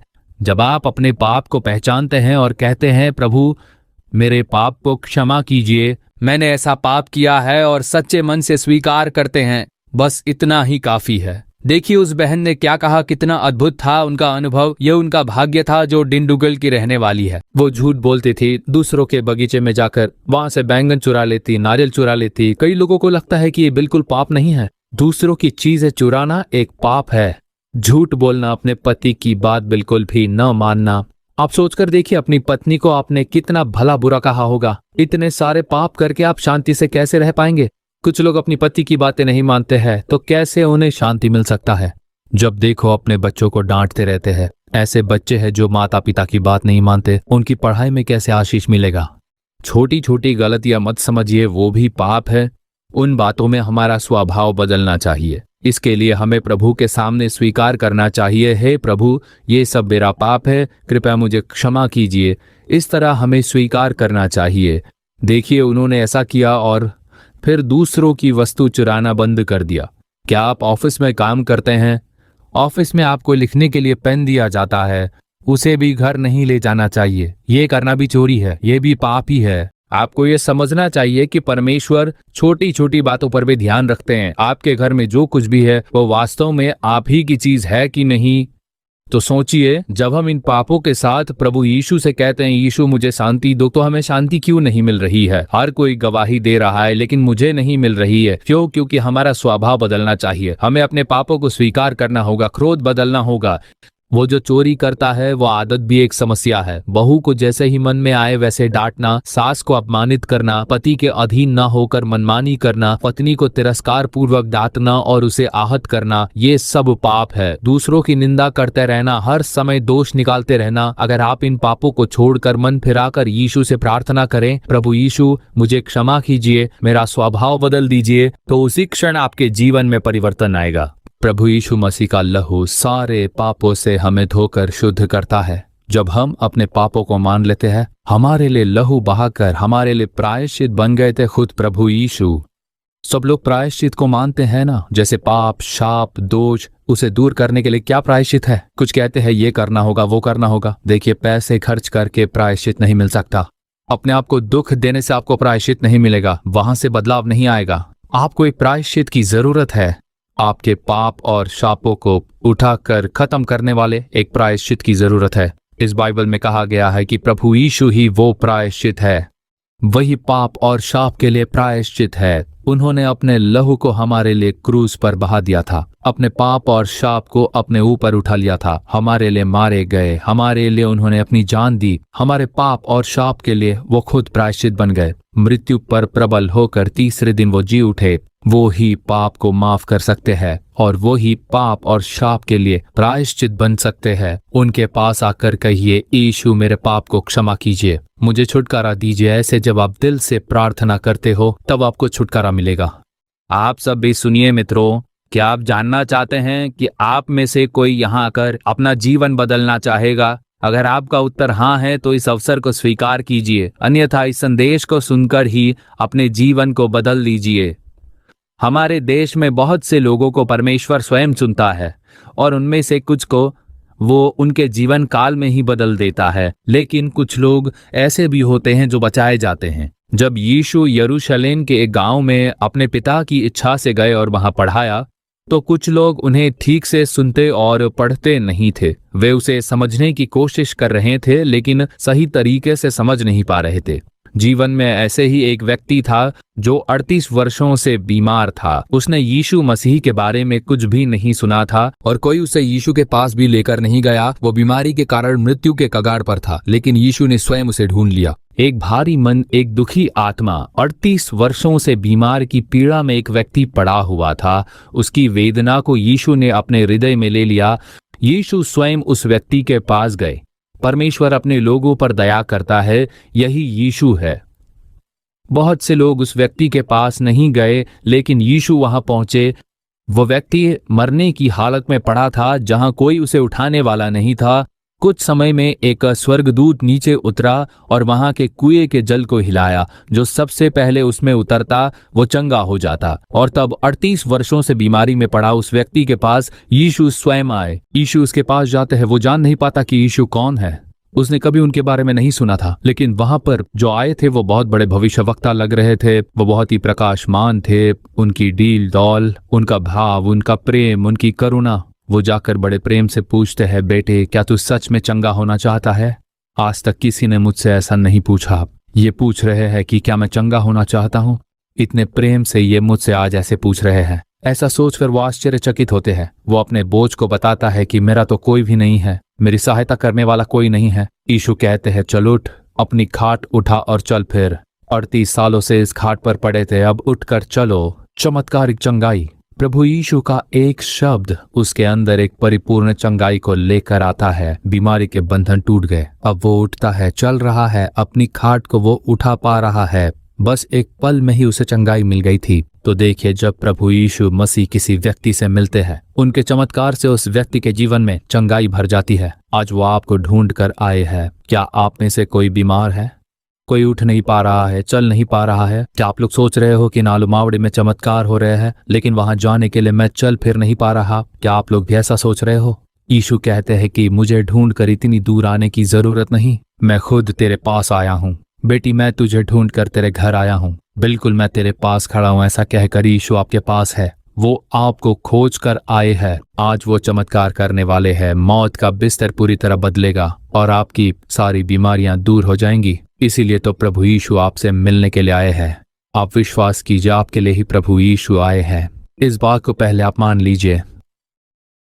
देखिए, एक गरीब परिवार था, पति पत्नी और उनकी एक बेटी थी जो स्कूल में पढ़ाई करती थी। वो एक गैर मसीही परिवार था। पति जब देखो शराब पीते थे, जिसकी वजह से बहुत ही प्रभावित हुए थे। वो अपनी पत्नी पर हाथ उठाते थे। घर में शांति नहीं थी। इतने संघर्ष के बीच में उन्हें शांति की जरूरत थी। जब उन्हें यीशु के बारे में पता चला, उन्होंने हमारा कार्यक्रम देखा। आओ प्रार्थना करे कार्यक्रम देखकर उन्होंने यीशु के बारे में जाना। उस माँ और बेटी ने यीशु को स्वीकार किया, पर पति को पसंद नहीं था। ये क्या कार्यक्रम देख रहे हो तुम लोग, कहकर वो अपनी पत्नी को डांटते थे। शराब पीकर आते और घर में हो हल्ला मचाते थे। पर वो दोनों लगातार प्रार्थना करती थी, माँ और उनकी बेटी दोनों। एक बार देखे, काफी शराब पीने से उनका स्वास्थ्य खराब हो गया। उसके अंदरूनी अंग पूरी तरह से क्षतिग्रस्त हो गए और वो डॉक्टर के पास गया। डॉक्टरों ने उसे चेक किया, लेकिन हालत गंभीर थी। उसे घर ले आए और रख दिया। सांस लेना मुश्किल हो गया, बहुत खतरे में था। मृत्युशैया पर उसकी माँ और बेटी ही उसकी देखभाल कर रहे थे। एक दिन देखिए, हालत बहुत गंभीर हो गई। मृत्यु उसके करीब आ गई। जब बोलना और सांस लेना मुश्किल हो गया, मृत्यु पास आ रही थी, मरने की स्थिति थी। मेरी छोटी बच्ची स्कूल में पढ़ रही थी। वो प्रभु यीशु में बहुत विश्वास रखती थी। वो सच्चे मन से प्रभु यीशु को पुकारती, प्रभु यीशु आइए, मेरे पिताजी को बचा लीजिए, प्रभु यीशु आइए। प्रार्थना चल रही थी। यही तो हम सब कर रहे थे। वो बच्ची जो महसूस कर रही थी वही बोलती रही, प्रभु यीशु आइए, मेरे पिता को बचा लीजिए, मेरे पिताजी मरने की हालत में है, प्रभु यीशु आइए, उन्हें बचा लीजिए। बस यही तो हम सब कर रहे हैं। उस छोटी सी बच्ची के प्रार्थना करने के बाद प्रभु यीशु ने उसे छुटकारा दिया। प्रभु आए, उन्हें स्पर्श किया और मौत का बिस्तर बदल गया। जो शरीर मौत के कगार पर था वो उठकर बैठ गए। इतने महान परमेश्वर, अब उन्होंने भी यीशु को स्वीकार कर लिया और वो पूरा परिवार फिर यीशु की महिमा करने लग गया। अब उनका परिवार बहुत ही खुश है। ऐसे हजारों हजार परिवार हैं। हजारों हजार लोगों के जीवन में प्रभु यीशु ने चमत्कार किए। वो आपको ढूंढ कर आए हैं। आप बस उसे दिल से पुकारिए। वो कुछ भी मांगता नहीं है, सब कुछ निशुल्क है। छुटकारा, शांति, पवित्रता, सब कुछ मुफ्त है, क्योंकि वो हमें जन्म देने वाला हमारा पिता है। वो हमें आशीर्वाद देने के लिए कोई कीमत नहीं मांगता। अपने दिल में उसे स्थान दीजिए। इस पापी जीवन को त्याग दीजिए। वो सिर्फ एक चीज की अपेक्षा करता है, वो है आपका समर्पण। आज आप यीशु से मिल रहे हैं, आज समर्पण कीजिए और यीशु से कहिए, मेरे पापों को क्षमा करके मुझे छुटकारा दे। आप बोलिए, प्रभु यीशु आइए, मुझे स्पर्श कीजिए, तो वो आपके घर में आपके बिल्कुल करीब है। सिर्फ आपको कहना है कि स्पर्श कीजिए प्रभु। आज आपकी बीमारियां दूर होने जा रही हैं। आपके पति की बीमारी दूर होने जा रही है। आपकी पत्नी की मौत का बिस्तर अब बदलने जा रहा है।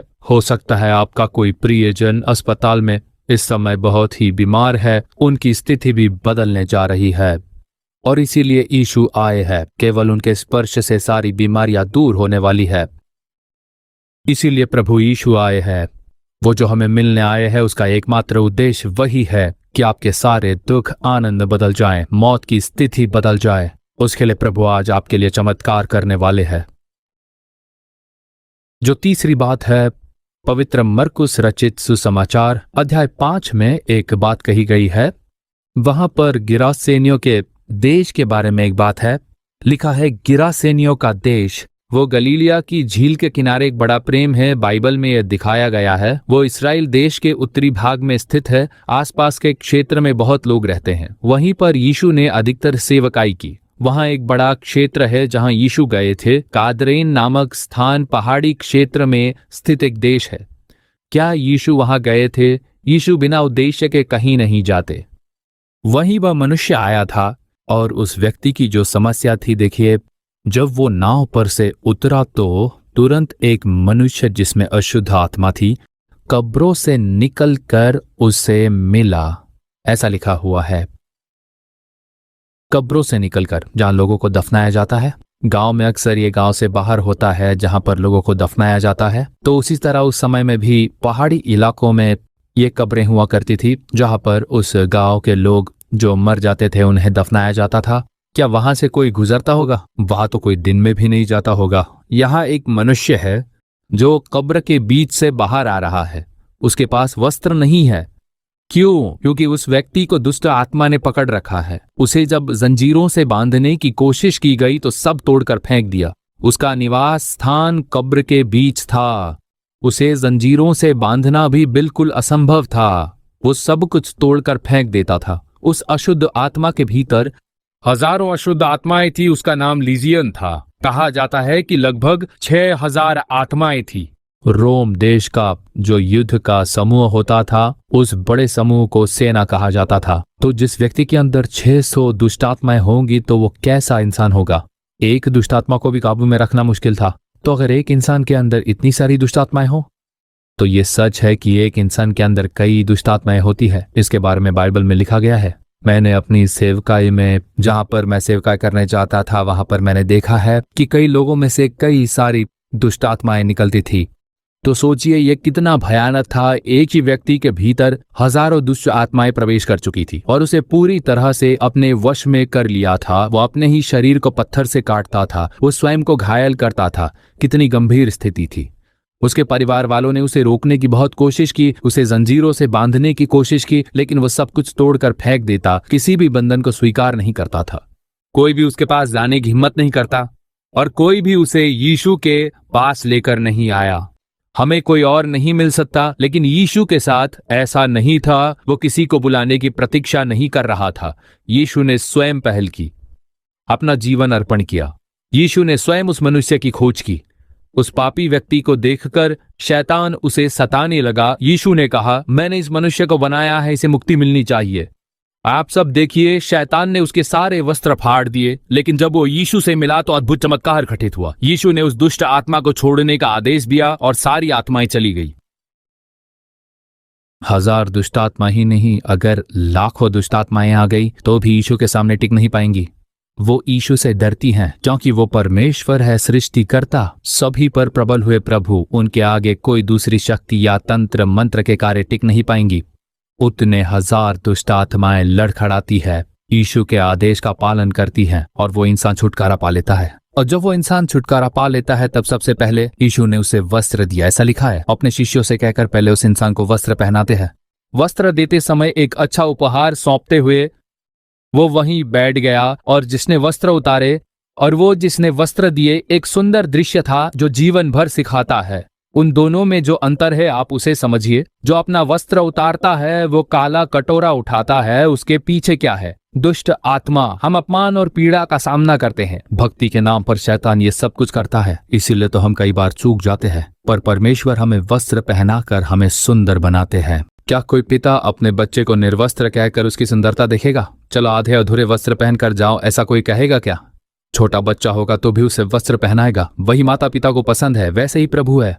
जरा सोचिए, इस पर विचार कीजिए। जो परमेश्वर है वो हमें वस्त्र पहनाकर हमारी सुंदरता देखते हैं। देखिए, यहाँ शैतान ने उस इंसान के वस्त्र को निकाल दिए और उसे अपमानित करना चाहता था। इसीलिए तो प्रभु यीशु को दुख हुआ कि मैंने बनाया हुआ मनुष्य, मैंने उसे हमेशा वस्त्र पहनाए। उसने अपने वस्त्रों को त्यागा। उसका मन दुष्ट आत्मा से ग्रस्त था। वो सभी के बीच अपमानित होकर गिर पड़ा। लेकिन यीशु वहां आए, उन्होंने उसे स्थान दिया, वस्त्र दिए और उसे सम्मानित किया। यही है यीशु। दोनों में अंतर है। एक ओर ज्ञान और बुद्धि से भरा हुआ, दूसरी ओर भक्ति से प्रेरित होकर दुष्ट आत्मा से पीड़ित व्यक्ति उस मैदान में अपमान के साथ आया, लेकिन प्रभु ने उसे सम्मान में बदल दिया और यीशु ने उसे वस्त्र दिए। आंध्र प्रदेश में नेल्लूर नामक एक नगर है। तमिलनाडु को पार करते ही नेल्लूर आता है, एक बड़ा नगर। कई वर्ष पहले उस नगर में एक बहुत ही संपन्न परिवार था। उस परिवार में एक लड़का था।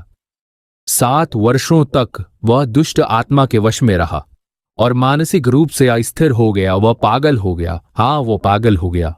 पूरे 7 साल तक वो खुद से बात करता, वो अकेले ही हंसता और यूं ही गलियों में घूमता रहता था। उसके पिता ने उसे ठीक करने के लिए तंत्र मंत्र, कई मंदिरों और कई प्रकार के उपाय किए, लेकिन कुछ भी काम नहीं आया।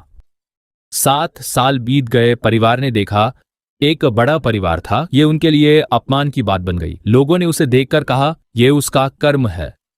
किसी पिछले जन्म में पाप किया होगा, ये उसी का फल है। बात यहां तक पहुंच गई, अगर वो मर भी जाए तो कोई फर्क नहीं पड़ेगा। लेकिन उन्हें यह नहीं पता था कि उसके लिए क्या करना चाहिए। हमेशा उसके बाल बिखरे हुए रहते थे, ना वो नहाता था। अगर भूख लग जाए तो होटल के बाहर जो बचा कुचा खाना फेंक दिया जाता है, वहां पर बैठकर खाना खा लेता था। यहां वहां जहां जगह मिल जाए वहां पर सो जाता। 7 साल ऐसे चला। वो खून की उल्टियां करने लगा, बुरी तरह प्रभावित हुआ वो। तब वहां के लोग कहने लगे, ये सब इसके पाप का ही फल है। इसके दादाजी खून पीते थे, ये खून की उल्टियां कर रहा है। ऐसे उस गांव के लोगों ने कहा। क्या दादाजी खून पीते थे? हाँ, वो बहुत बड़े पुजारी थे। उन पर एक दुष्ट आत्मा आती थी। तब वहां पर जो बलि चढ़ाने के लिए बकरियां हुआ करती थी ना, उनका गला काट कर ये खून पी लिया करते थे। देखिए, दुष्ट आत्मा ही तो खून पीती है। वो सचमुच खून पीता था। लोगों ने कहा, वो लड़का खून पीकर बहुत अधिक खून उगलता है, यह एक शाप है। कितना दुखद है ये। सिर्फ 17 साल का एक युवक, अब वही युवक मानसिक रूप से अस्थिर होकर यहां वहां भटक रहा है। यहां क्या हो रहा है कुछ समझ में नहीं आता। लेकिन यीशु ने उससे प्रेम किया। ये उसका परिवार था, एक ओढ़ी हुई किताब की तरह अंधकार में डूबा हुआ। गांव वालों ने उसके कर्मों का मजाक बनाया, उसकी पुरानी प्रवृत्तियों को पाप कहा और उसकी भावनाओं का उपहास किया। लेकिन प्रभु परमेश्वर वहां आए। वो जैसे नशे में था। हाँ, वो नशे में था। यीशु के आने के बाद रात में खुद ही बोलते हुए उन्होंने सब कुछ साफ किया। रास्ते में घर था। एक मसीही परिवार रात में पारिवारिक प्रार्थना कर रहा था। अपने आंगन के बीच रात में कुछ परिवारों ने 8 बजे, कुछ ने 9 बजे पारिवारिक सभा की। एक छोटी सी झोपड़ी में गीत गाते हुए, वचन पढ़ते हुए स्तुति सभा आयोजित की गई। यह पारिवारिक प्रार्थना थी, एक सच्ची पारिवारिक आराधना। वही मार्ग विचित्र अनुभव से भरा था। पति ने पत्नी और बच्चों को यीशु के बारे में बताया। उसने गीतों को ध्यान से सुना और गीतों की ध्वनि को छू गया। अब वह स्तुति में सहभागी है। वही व्यक्ति जो पहले उपेक्षित था, अब एक अद्भुत स्त्री के साथ परमेश्वर की स्तुति में सहभागी बन गया। एक युवक जिसे पागलपन ने पकड़ लिया था, मानसिक रूप से अस्थिर युवक। जैसा ही हम उसे देखने गए, उसके बाल बिखरे हुए थे, उसके कपड़े गंदे थे और वो अधनग्न था। उसके परिवार वाले उसे देख रहे थे। वह खुद जानता था कि इस गांव में लोग उसे पागल समझते हैं। वह हमारे घर के दरवाजे तक आ गया था। परिवार वालों ने कहा, वो हमारे दरवाजे पर आया है, और उसे अंदर बुला लिया। वो अंदर आया। वो कुछ नहीं बोला, चुपचाप बैठा रहा। उन लोगों ने आराधना के गीत गाए, बाइबल से वचन पढ़ने लगे और परिवार ने मिलकर प्रार्थना की। तब तक वो बिल्कुल शांत ही बैठा रहा वहां उस प्रभु की उपस्थिति में। अब फिर प्रार्थना खत्म हुई। फिर उससे कहा गया कि अब तुम जाकर आओ, क्योंकि देखिए वो दिमागी तौर से ठीक नहीं था, उसे वहीं पर रहने नहीं दे सकते थे। तो फिर वो वहां से उठा और बाहर चला गया। अब उस घर से निकलकर वो रास्ते पर जा रहा था। वो रात का समय था, मान लीजिए 9 या 10 बजे होंगे। अंधेरे में चलता जा रहा था तो देखिए अचानक ही आंखों के सामने एक प्रकाशमान उजियाला छा गया और उस उजाले में हंसते हुए प्रभु यीशु दिखाई दिए उसे, मुस्कुराते हुए प्रभु यीशु।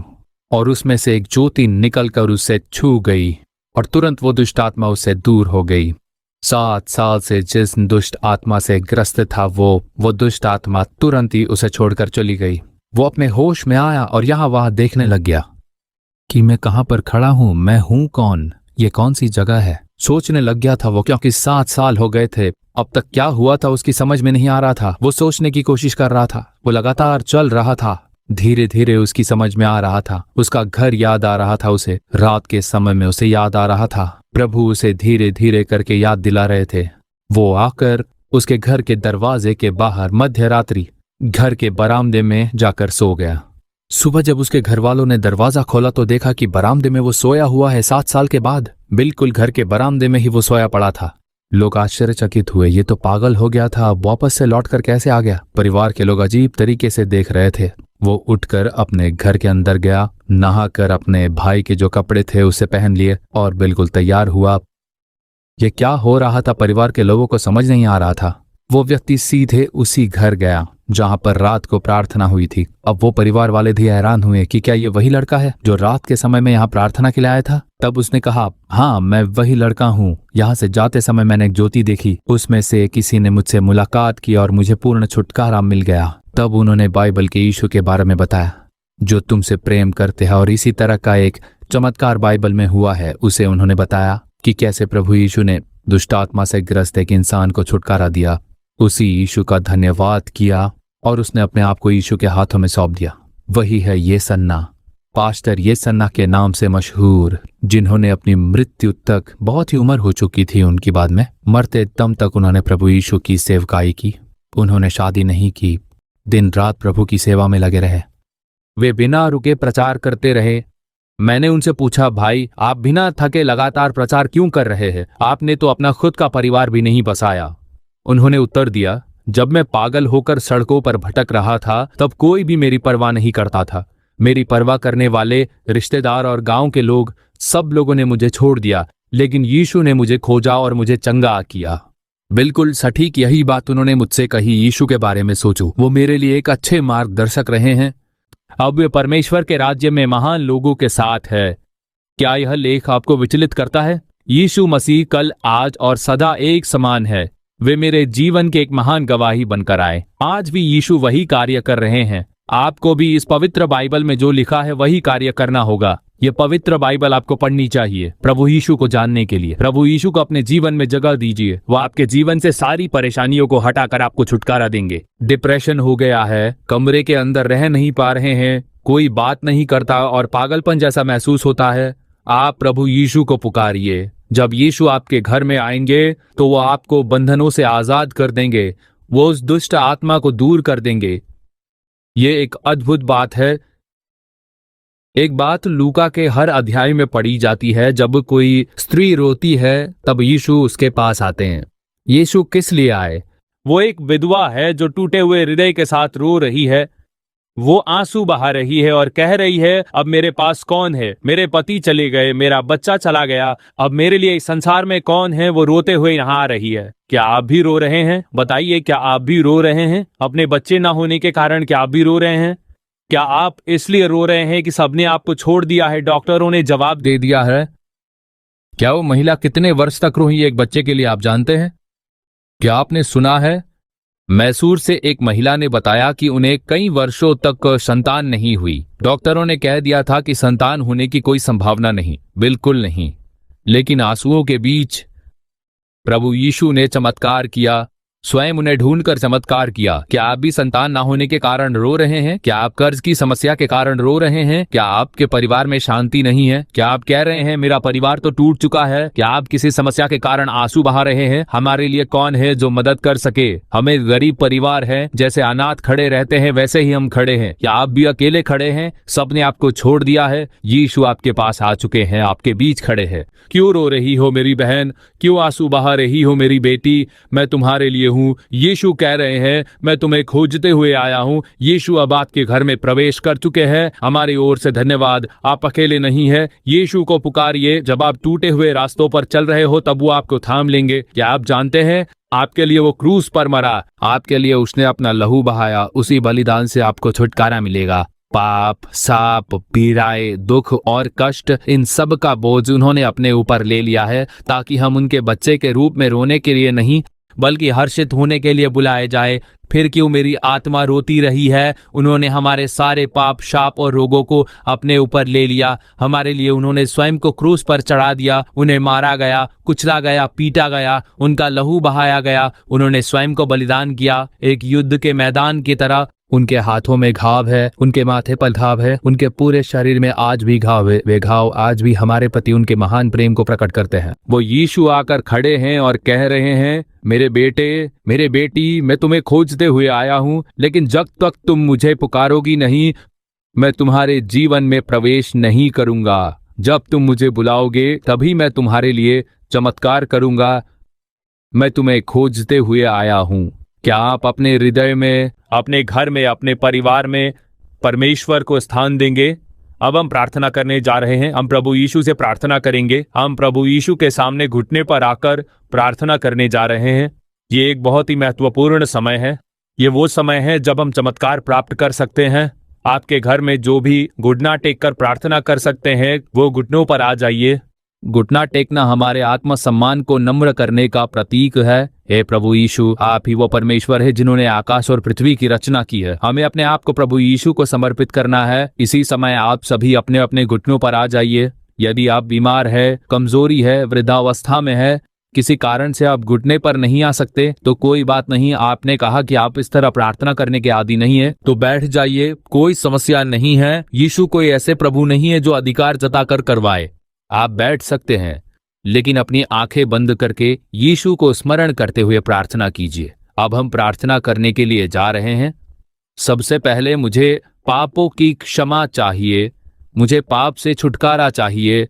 मदिरा, नशे की आदतें, चोरी की प्रवृत्ति, झगड़ालूपन, पत्नी को डांटना, पति की अवज्ञा करना, सास से झगड़ना, बहू को अपमानित करना, दूसरों की चीजें चुराना, ऐसे सारे पाप मुझ में है। मुझे क्षमा चाहिए, मुझे क्षमा चाहिए, मुझे पाप से छुटकारा चाहिए। प्रभु, अब मैं एक नया जीवन जीना चाहता हूँ, एक ऐसा जीवन जो प्रभु की इच्छा के अनुसार हो। मेरी सहायता कीजिए प्रभु। मुझे ऐसा हृदय चाहिए जो सबको प्रेम करे। ये दोष निकालने वाला हृदय मुझ में नहीं चाहिए।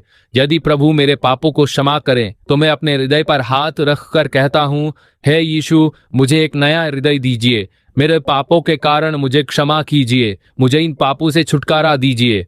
जैसे आपने उस भाई को 24 वर्षों की शराब और नशे की गुलामी से छुटकारा दिया, वैसे ही मुझे भी छुटकारा दीजिए। मैं इस शराब को छोड़ नहीं पा रहा हूँ प्रभु, इस शराब को मुझसे छुड़ाने के लिए मेरी मदद कीजिए। मैं नशे की चीजों को छोड़ नहीं पा रहा हूँ, इस पाप से छुटकारा नहीं मिल रहा है, मुझे छुटकारा दीजिए। हे यीशु, मुझे क्षमा कीजिए और मुझे छुटकारा दीजिए। मैं बचपन से ही क्रोध, चिड़चिड़ापन, ईर्ष्या, घमंड, झगड़ा और दूसरों की आलोचना करता रहा हूँ। प्रभु, ये सारे पाप मुझ में हैं, कृपया इन्हें क्षमा कीजिए।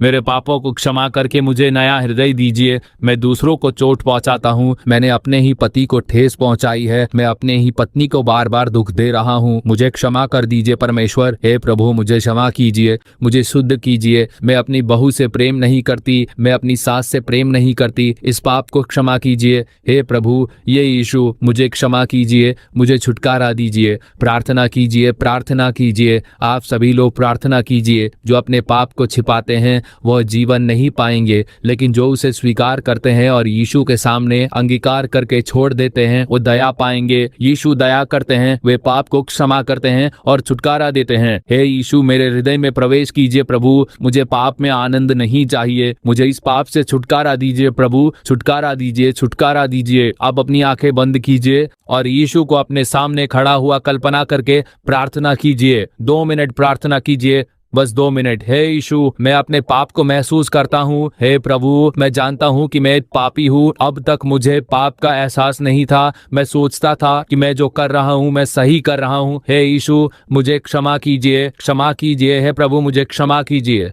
हे यीशु, अपने लहू से मुझे धो दीजिए। हे यीशु, मेरे हृदय में प्रवेश कीजिए, मुझे नम्र कीजिए और पाप से छुटकारा दीजिए। मुझे शराब नहीं चाहिए, मुझे नशे की वस्तुएं नहीं चाहिए, मुझे दुष्ट इच्छाएं नहीं चाहिए प्रभु। क्रोध, चिड़चिड़ापन, ये सारे पाप मुझे नहीं चाहिए। मुझे छुटकारा दीजिए, छुटकारा दीजिए। प्रार्थना कीजिए, प्रार्थना कीजिए। प्रार्थना करो बेटे, प्रार्थना करो बेटी, प्रार्थना करो। पापों को क्षमा कीजिए प्रभु। यीशु मसीह का लहू हमें हर पाप से छुटकारा दिलाता है। जब आप अपने पाप को स्वीकार करते हैं, क्षमा मांगते हैं और अपने हृदय को कठोर नहीं बनाते, तभी वो आपको छुड़ाता है। पाप आपके जीवन को नष्ट करने वाला शाप है, इसीलिए परमेश्वर से क्षमा मांगिए। वो प्रेम से आते हैं क्षमा के लिए। परमेश्वर क्षमा करते हैं और आपको एक नई शुरुआत देते हैं। परमेश्वर, हमें क्षमा कीजिए। परमेश्वर, हम आपकी संतान हैं, आपकी कृपा दृष्टि हम पर बनाइए। हे प्रभु परमेश्वर, पुरुषों के बीच विलाप हो रहा है पिता, वे आंसुओं के साथ प्रार्थना कर रहे हैं। हे पिता, वे आंसुओं के साथ प्रार्थना कर रहे हैं। उस पिता के आंसुओं को देखो, उस माँ के आंसुओं को देखो, उस युवा भाई के आंसुओं को देखो। युवती बेटी रो रही है। हे प्रभु, इन आंसुओं को देखो। पाप को क्षमा करो, अपने लहू से धोकर एक नया जीवन प्रदान करो। पाप से मुक्ति दो, मुक्ति दो। हे यीशु, प्रभु यीशु, पाप से मुक्ति दो। वे आंसुओं के साथ प्रार्थना कर रहे हैं पिता। कई लोग आंसू बहा रहे हैं, वो आंसू बहाकर प्रार्थना कर रहे हैं। प्रभु यीशु, उन्हें मुक्ति दीजिए परमेश्वर। सब रोकर आपसे प्रार्थना कर रहे हैं प्रभु, उनके लिए चमत्कार कीजिए परमेश्वर। अपने लहू से धो दीजिए,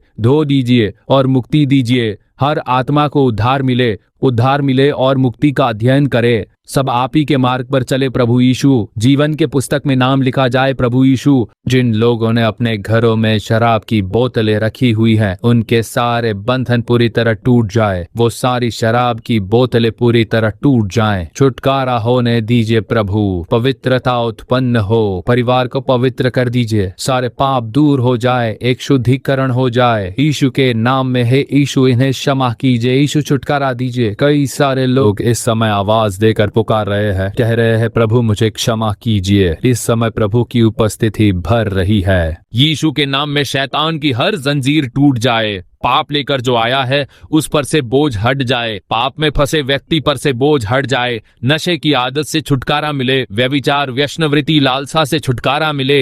एकता को तोड़ने वाले शैतान दूर हो जाए। यीशु के नाम से हे प्रभु वो बोझ दूर हो जाए। बेटी तुझे कोई बाधा ना रहे, कोई रुकावट ना रहे। एकता को तोड़ने वाले पाप से छुटकारा मिले, शैतान दूर हो जाए। बेटी तुझे मैं नहीं छोड़ूंगा। तेरा मन बदल जाए, तेरा अंत बदल जाए, कोई रुकावट ना रहे। उसे स्वीकार कर, यीशु की स्तुति कर। गवाही दो, वैसे ही स्तुति करो। अपने हृदय पर हाथ रखकर कहो, हे यीशु मेरे हृदय में आओ, मेरे हृदय में आओ। हे यीशु मेरे हृदय में आओ, मुझ में वास करो, मेरे सारे पापों को क्षमा करो और मुझे आशीर्वाद दो। ऐसी शांति का अनुभव मेरे हृदय में हो जाए। अपने दिल पर हाथ रखकर प्रार्थना करो, वही शांति और आशीर्वाद प्रकट हो रहा है। प्रभु का धन्यवाद हो। आज बहुतों ने मुक्ति प्राप्त कर ली है। पाप से छुटकारा पाकर नया हृदय प्राप्त करें। मैंने देखा है कि बहुत से लोग अशांति और पाप लेकर आए हैं और फिर मुक्ति होकर बाहर निकले हैं। जो शराब की आदत लेकर आए, वे सार्वजनिक वस्तुओं की लालसा लेकर आए, जो वासना और वैष्णवृत्ति की प्रवृत्ति लेकर आए, जो एकता को तोड़ने के लिए तर्क करते हैं, वे सब यीशु के नाम से दूर हो जाए। आपको मुक्ति मिले। अब जो बीमारी से पीड़ित है, जो दर्द और पीड़ा में है, जहां भी आपके शरीर में पीड़ा है वह अपने हाथ रखिए और कहिए। यदि आंखों में चंगाई चाहिए तो आंखों पर हाथ रखिए। यदि हृदय में चंगाई चाहिए तो अपना दायां हाथ हृदय में रखे। यदि पेट में समस्या है तो पेट पर दायां हाथ रखे। आपको कानों से सुनाई नहीं देता तो कहे कि वे उंगली अपने उस कान पर रखे। आप उनका मार्गदर्शन करें प्रभु यीशु। बीमारी जिस स्थान पर है वहां हाथ रखे। यदि बच्चे बीमार है या माता पिता बीमार है तो अपना हाथ उनके ऊपर रखे और प्रभु यीशु से मदद मांगिए। यीशु सुगंध फैलाते हैं। यीशु मुक्ति प्रदान करते हैं। यीशु के नाम में चंगाई प्रकट हो।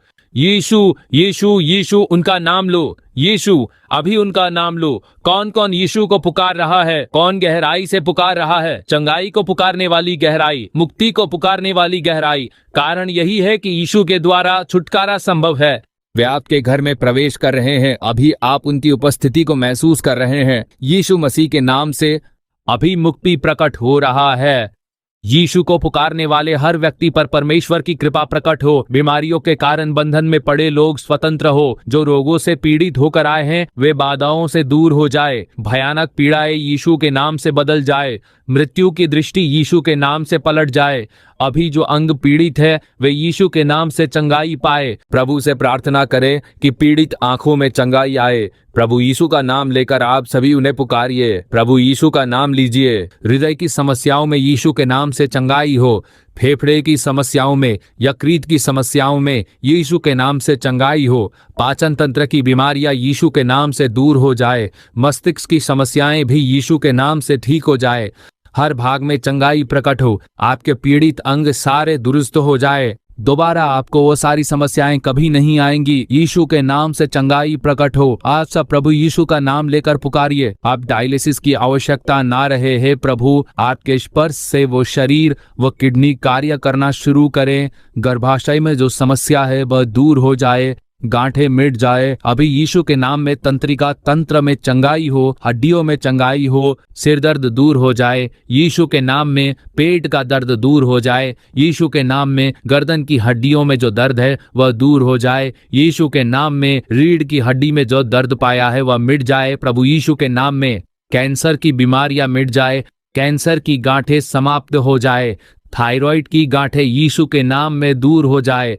अस्थमा की बीमारी पूरी तरह से दूर हो जाए, इस समय बवासीर की बीमारी मिट जाए, इस प्रकार की बीमारी जड़ से उखड़ जाए यीशु के नाम से। हे प्रभु आगे बढ़िए, हे प्रभु चंगाई दीजिए, हे प्रभु मुक्ति दीजिए, शक्ति के साथ उतर आइए, गांठों की सारी जंजीरें टूट जाए, हर बीमारी मृत्यु के वस्त्र को बदल दे प्रभु परमेश्वर। कई घरों में जो लोग बिस्तर पर है उन्हें यीशु छू रहे हैं, उठो उठ जाओ, यीशु के नाम में, यीशु के नाम में चंगाई हो। कहो यीशु का नाम लो, कहो यीशु के लहू की जय हो। कई परिवार जो जादू टोने और तंत्र मंत्र के प्रभाव में थे अब यीशु के नाम से मुक्ति पा रहे हैं। आप सभी लोग कहिए प्रभु यीशु के लहू की जय हो, यीशु के लहू की जय हो। जब आप ये वचन बोलते हैं मुक्ति प्रकट होती है, उस घर में परमेश्वर का सामर्थ्य प्रकट हो रहा है। अपना दाहिना हाथ उठाकर कहिए हे प्रभु आपकी स्तुति हो, प्रभु आपकी स्तुति हो, आप मेरे परिवार को छुटकारा दे रहे हो उसके लिए धन्यवाद। हर एक लोग बोलेंगे, अपने मुंह खोलकर बोलेंगे हे प्रभु, हे यीशु आपकी स्तुति हो, आपका धन्यवाद। थैंक यू लॉर्ड, आपकी स्तुति हो। छुटकारे के लिए धन्यवाद, आपके छुटकारे के लिए और आपकी चंगाई के लिए धन्यवाद, आपके चमत्कार के लिए धन्यवाद। मुंह खोलकर बोलिए सभी, धन्यवाद यीशु, धन्यवाद यीशु, ऐसे बोलिए हालेलुया। आपने जो छुटकारा दिया है उसके लिए धन्यवाद। सारी दुष्ट आत्माएं दूर हो जाए, परिवारों में छुटकारा हो जाए प्रभु यीशु के नाम में, यीशु के नाम में। कुछ लोग ऋण की समस्या से जूझ रहे हैं, कुछ को संतान नहीं है, कुछ के परिवार में शांति नहीं है, कुछ को हानि, नुकसान और अपमान का सामना करना पड़ा है। अपने हृदय पर हाथ रखे, इन बातों में हमें चमत्कार चाहिए ऐसा कहकर प्रार्थना करें। हमें एक चमत्कार चाहिए ऐसी विनती करें, परमेश्वर को पुकारिए। कई बच्चे डिप्रेशन में जा रहे हैं, वो सारे बच्चे ठीक हो जाए प्रभु। हम अपमान और निंदा के बीच में खड़े हुए हैं, वो सब बदल जाए, बच्चे की आशीष मिले, गर्भ की आशीष उत्पन्न हो। परिवार में दुख है, मेरा घर जब्त होने वाला है, छुटकारा दीजिए, कर्जे की समस्या दूर कीजिए। हे प्रभु इस दुख से हमें छुटकारा दीजिए। हृदय पर हाथ रखिए, प्रार्थना कीजिए, प्रार्थना करें। हे प्रभु कई लोग आंसू के साथ में हैं, बोझ के साथ में है प्रभु, इन लोगों का आपके अलावा और कोई भी नहीं है प्रभु। हे प्रभु इस संसार में कोई नहीं जो इन लोगों को प्रेम करता हो। आपने हम सभी के लिए अपनी जान क्रूस पर दी है प्रभु यीशु। हमारी चिंताएं, संघर्ष और अपमानों को अपने ऊपर लिया प्रभु यीशु। जो संतान के बिना आंसू बहा रहे हैं उन बच्चों पर दया कीजिए प्रभु यीशु। उन बेटी को छू लीजिए प्रभु यीशु, उन बेटी को छू लीजिए। गर्भधारण का आशीर्वाद दीजिए, गर्भधारण का आशीर्वाद दीजिए, उन्हें छू लीजिए प्रभु यीशु, उन्हें छू लीजिए, उसके गर्भ को आशीष दीजिए। हर बाधा को दूर कीजिए प्रभु यीशु। गर्भ को रोकने वाली दुष्ट आत्मा दूर हो जाए परमेश्वर, गर्भधारण में बाधा डालने वाली आत्मा दूर हो जाए, हर रुकावट की आत्मा दूर हो जाए, उनका गर्भ आशीषित हो, संतान का वरदान दीजिए। रुकावट बदल जाए प्रभु यीशु, ऋण की समस्या समाप्त हो जाए, ऋण की समस्या समाप्त हो जाए, बच्चों के विवाह की योजनाएं पूरी हो। हे प्रभु व्यापार को आशीष दीजिए, जो खो गया उसे वापस लौटाइए। वे आंसू और पीड़ा के साथ खड़े हैं, मुकदमे का अंत हो जाए, मुकदमे का अंत हो जाए, इस पीड़ा का अंत हो जाए प्रभु। हर एक व्यक्ति के लिए चमत्कार कीजिए, हर एक व्यक्ति के लिए चमत्कार कीजिए, हर एक की पीड़ा को बदल दीजिए हे प्रभु, बदल दीजिए प्रभु। चमत्कार करके उन्हें आनंदित कीजिए हे पिता, आनंदित कीजिए हे प्रभु। छूने के लिए धन्यवाद परमेश्वर, चमत्कार करने के लिए आपको धन्यवाद देते हैं। सभी लोग अपना दाहिना हाथ उठाइए, दाहिना हाथ उठाकर प्रभु की स्तुति कीजिए, यीशु की स्तुति कीजिए, यीशु की स्तुति कीजिए। परमेश्वर की स्तुति हो, मैंने चंगाई पाई, मुझे मुक्ति मिली, हम आशीषित हुए हैं। स्तुति हो, हमने प्राप्त किया, यीशु की स्तुति हो, स्तुति हो, स्तुति हो। अब यहाँ हम सबके लिए प्रार्थना करने जा रहे हैं क्योंकि बहुत ने अपनी प्रार्थना की विनती भेजी है। 11,510 प्रार्थना निवेदन प्राप्त हुए हैं। इस 1 घंटे के भीतर 11,510 लोगों ने अपनी प्रार्थना की विनती भेजी है। ये निवेदन विश्व भर से आए हैं। बीमारी से चंगाई चाहिए, पाप और शाप से मुक्ति चाहिए, ऐसी प्रार्थनाएं हैं। आत्मिक जीवन में कोई वृद्धि नहीं हो रही है, उन्होंने प्रार्थना की है कि वृद्धि आए। ऋण की समस्या से मुक्ति चाहिए, विवाह में आने वाली बाधाएं दूर होनी चाहिए, संतान का आशीर्वाद प्राप्त हो, व्यवसाय की समस्या हल हो। आपकी जिन समस्याओं के लिए आपने प्रार्थना की है वो सब दूर हो जाए। हे परमेश्वर इन लोगों की सारी बाधाएं दूर हो जाए, इन सभी को छुटकारा दीजिए प्रभु परमेश्वर। हम सब आपसे प्रार्थना करते हैं यीशु, आप सभी को छुटकारा दीजिए प्रभु परमेश्वर। हम आपसे प्रार्थना करते हैं हे यीशु। इन प्रार्थना निवेदनों को आपके पास भेजा गया है प्रभु, उन लोगों को स्मरण कीजिए प्रभु आप ही है जिन्होंने उनके लिए क्रूस उठाया, आपने कोड़े खाए, आपने अपना लहू बहाया। प्रभु, इन लोगों की ओर देखिए हे परमेश्वर, उन्हें पाप से मुक्ति दीजिए, उन्हें शाप से छुटकारा दीजिए, पाप और शाप की जंजीरें टूट जाए, परिवारों में शांति दीजिए, सभी को उद्धार दीजिए, परिवार के हर सदस्य को उद्धार देकर पूरा परिवार ही उद्धार पाए। प्रभु यीशु, हर शराब पीने वाले इंसान की ये लत छूट जाए। प्रभु यीशु, इन्हें छू लीजिए जिनका उद्धार नहीं हुआ है, अभी इनका परिवार उद्धार पाले। प्रभु, इनके बच्चों के विवाह के कार्य को सफल बना दीजिए, सफल बना दीजिए परमेश्वर। गर्भ का आशीष प्रदान कीजिए प्रभु, बच्चों का वरदान देकर इन्हें आशीष दीजिए। कर्ज की समस्या से मुक्त कीजिए, कर्ज की समस्या से दूर कर दीजिए। इनके व्यवसाय को आशीष दीजिए, व्यापार को और बढ़ाइए प्रभु। नौकरी के लिए रास्ते खोल दीजिए, नए अवसर मिल जाने दीजिए, सारे कोर्ट केसेस खत्म हो जाने दीजिए। इन्हें अपना खुद का घर देकर आशीष दीजिए, आत्मिक कृपा और सामर्थ्य प्रदान कीजिए। मन की उदासी दूर हो जाए प्रभु यीशु मसीह के नाम में। इन लोगों में एक नया आत्मिक बल भर दीजिए परमेश्वर। इनके जीवनों में शांति और समाधान उत्पन्न कर दीजिए। इन्होंने जो भी मांग रखी है उसमें आप चमत्कार कीजिए परमेश्वर, चमत्कार होने दीजिए। इन लोगों के लिए आपने अपनी जान दी है, उसे स्मरण कीजिए परमेश्वर। आपने चमत्कार किया, उसके लिए धन्यवाद प्रभु। इस प्रार्थना को सुनने के लिए आपका धन्यवाद। मैंने तेरी विनती सुनी, तेरे आंसुओं को देखा, ऐसा कहने वाले प्रभु, आपने इन आंसुओं को देखा है परमेश्वर। हम अपना हाथ उठाकर कहते हैं प्रभु यीशु, हमने प्राप्त किया, यीशु के नाम में हमने प्राप्त किया प्रभु परमेश्वर। यीशु के नाम में हमने आपका आशीर्वाद प्राप्त किया है प्रभु, यीशु के नाम में। आमीन, आमीन। सभी लोग बैठ जाइए। प्रभु ने आज अद्भुत कार्य किया है। आपके लिए जो प्रार्थना की गई और आपने जो प्रार्थना की वो सुनी गई है प्रभु के द्वारा। क्या प्रभु ने सभी को उत्तर दिया है? यीशु, हम तेरी स्तुति करते हैं। अब आपको प्रभु की स्तुति करनी चाहिए। आज बहुतों की पाप से मुक्ति हुई है और बहुत लोगों ने अपने मन में पूरी तरह से शांति प्राप्त की है। आपने यीशु को अपने मन में स्वीकार किया, पाप की क्षमा और छुटकारा पाया। अब क्या हुआ था? अब आप परमेश्वर की संतान बन चुके हो। यीशु को स्वीकार करना मतलब धर्म परिवर्तन नहीं होता, पर आप परमेश्वर की संतान हो, इस अनुभव को आपने प्राप्त किया है। तो उसका क्या मतलब है? अब आपको क्या करना है? इस छोटी सी पुस्तिका में लिखा है। हम इस पुस्तिका को आपको निःशुल्क भेजना चाहते हैं। आप अगर दिए गए फोन नंबर पर अपना पता भेज देते हो तो हम आपको इसे भेज देंगे।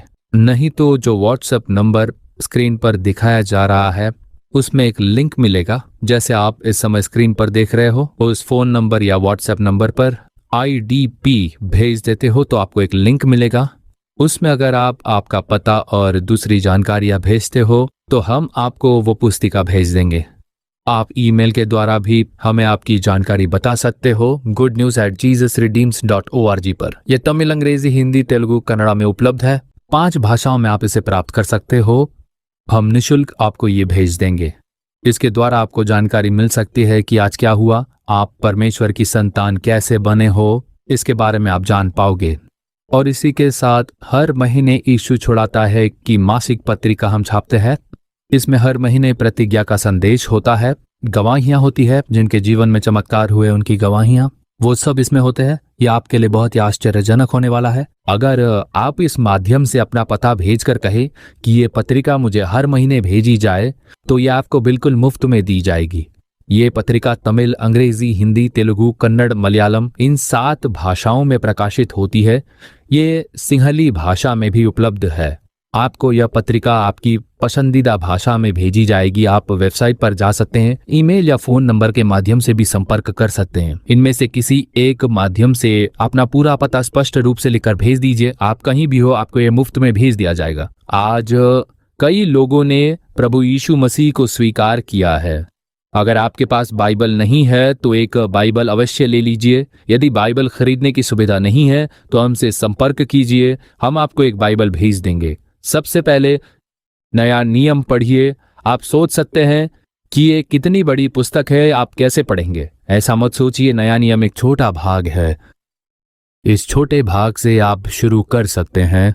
ये छोटा सा भाग इस पुस्तक में ही है अगर आप इस छोटे से भाग को पढ़कर हमसे संपर्क करें तो आपको पूरी पुस्तक दी जाएगी। दुनिया कैसे सृजित हुई, मनुष्य कैसे बनाए गए, आज संसार में इतनी बुराई क्यों हो रही है, ये सब बाइबल में लिखा हुआ है।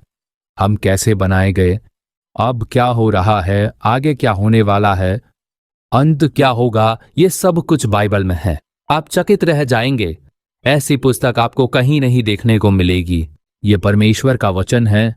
3500 वर्षों में कई सेवकों, भविष्यवक्ताओं और राजाओं के द्वारा एक ही प्रभु ने इसे लिखवाया, क्योंकि यह पवित्र आत्मा की प्रेरणा से लिखी गई है। इसीलिए ये सब एकजुट होकर सत्य को प्रकट करती है। इसीलिए यह एक ऐतिहासिक और आत्मिक पुस्तक है। हमारे जीवन से संबंधित व्यवहारिक बातें इनमें लिखी गई है। परमेश्वर ने मनुष्य से जो बातें की वे भी इनमें दर्ज की गई है। हमारे बारे में परमेश्वर क्या सोचते हैं वो सब लिखा है। जरूर इसे प्राप्त करें और पढ़े। यह आपकी अपनी भाषा में उपलब्ध है। आपको जिस भाषा में चाहिए उस भाषा में पाने के लिए आप हमसे संपर्क कर सकते हैं। इसके अलावा हर दिन हमारे परमेश्वर के तंबू में हर दिन सुबह 11 बजे से दोपहर 12:30 बजे तक चंगाई की सभा होती है।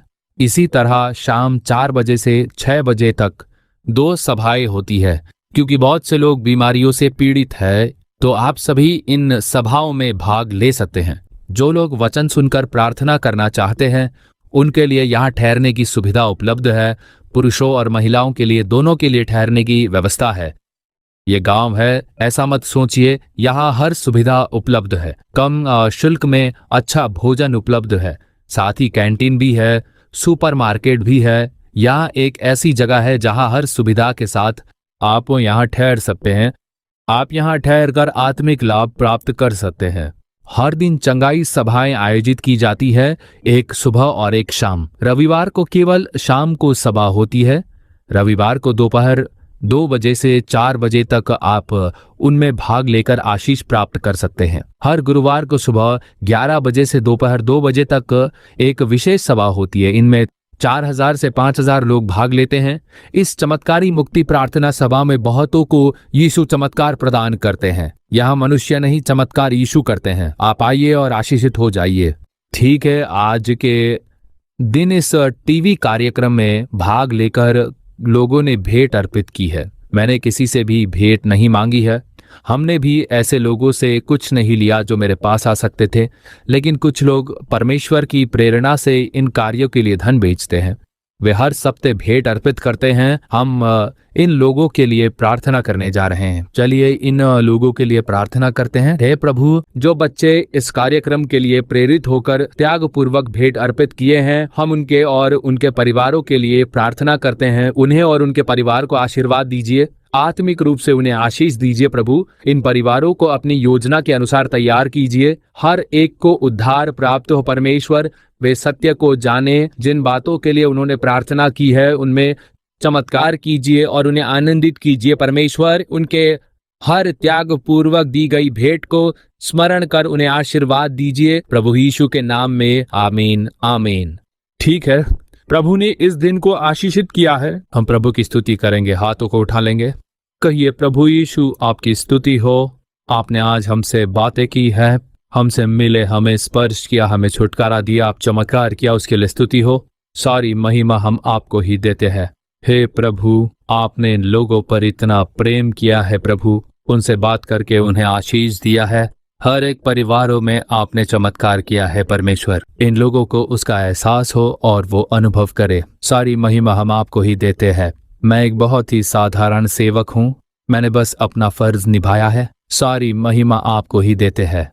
प्रभु यीशु मसीह के नाम में प्रार्थना करते हैं पिता, आमीन आमीन। God bless you. For further details and prayer support, contact Jesus Redeems Ministries, Nallumavadi, Tuticorin District, 628211. Our phone number 04435454545. Email info@jesusredeems.org. Our website www.jesusredeems.com. God bless you.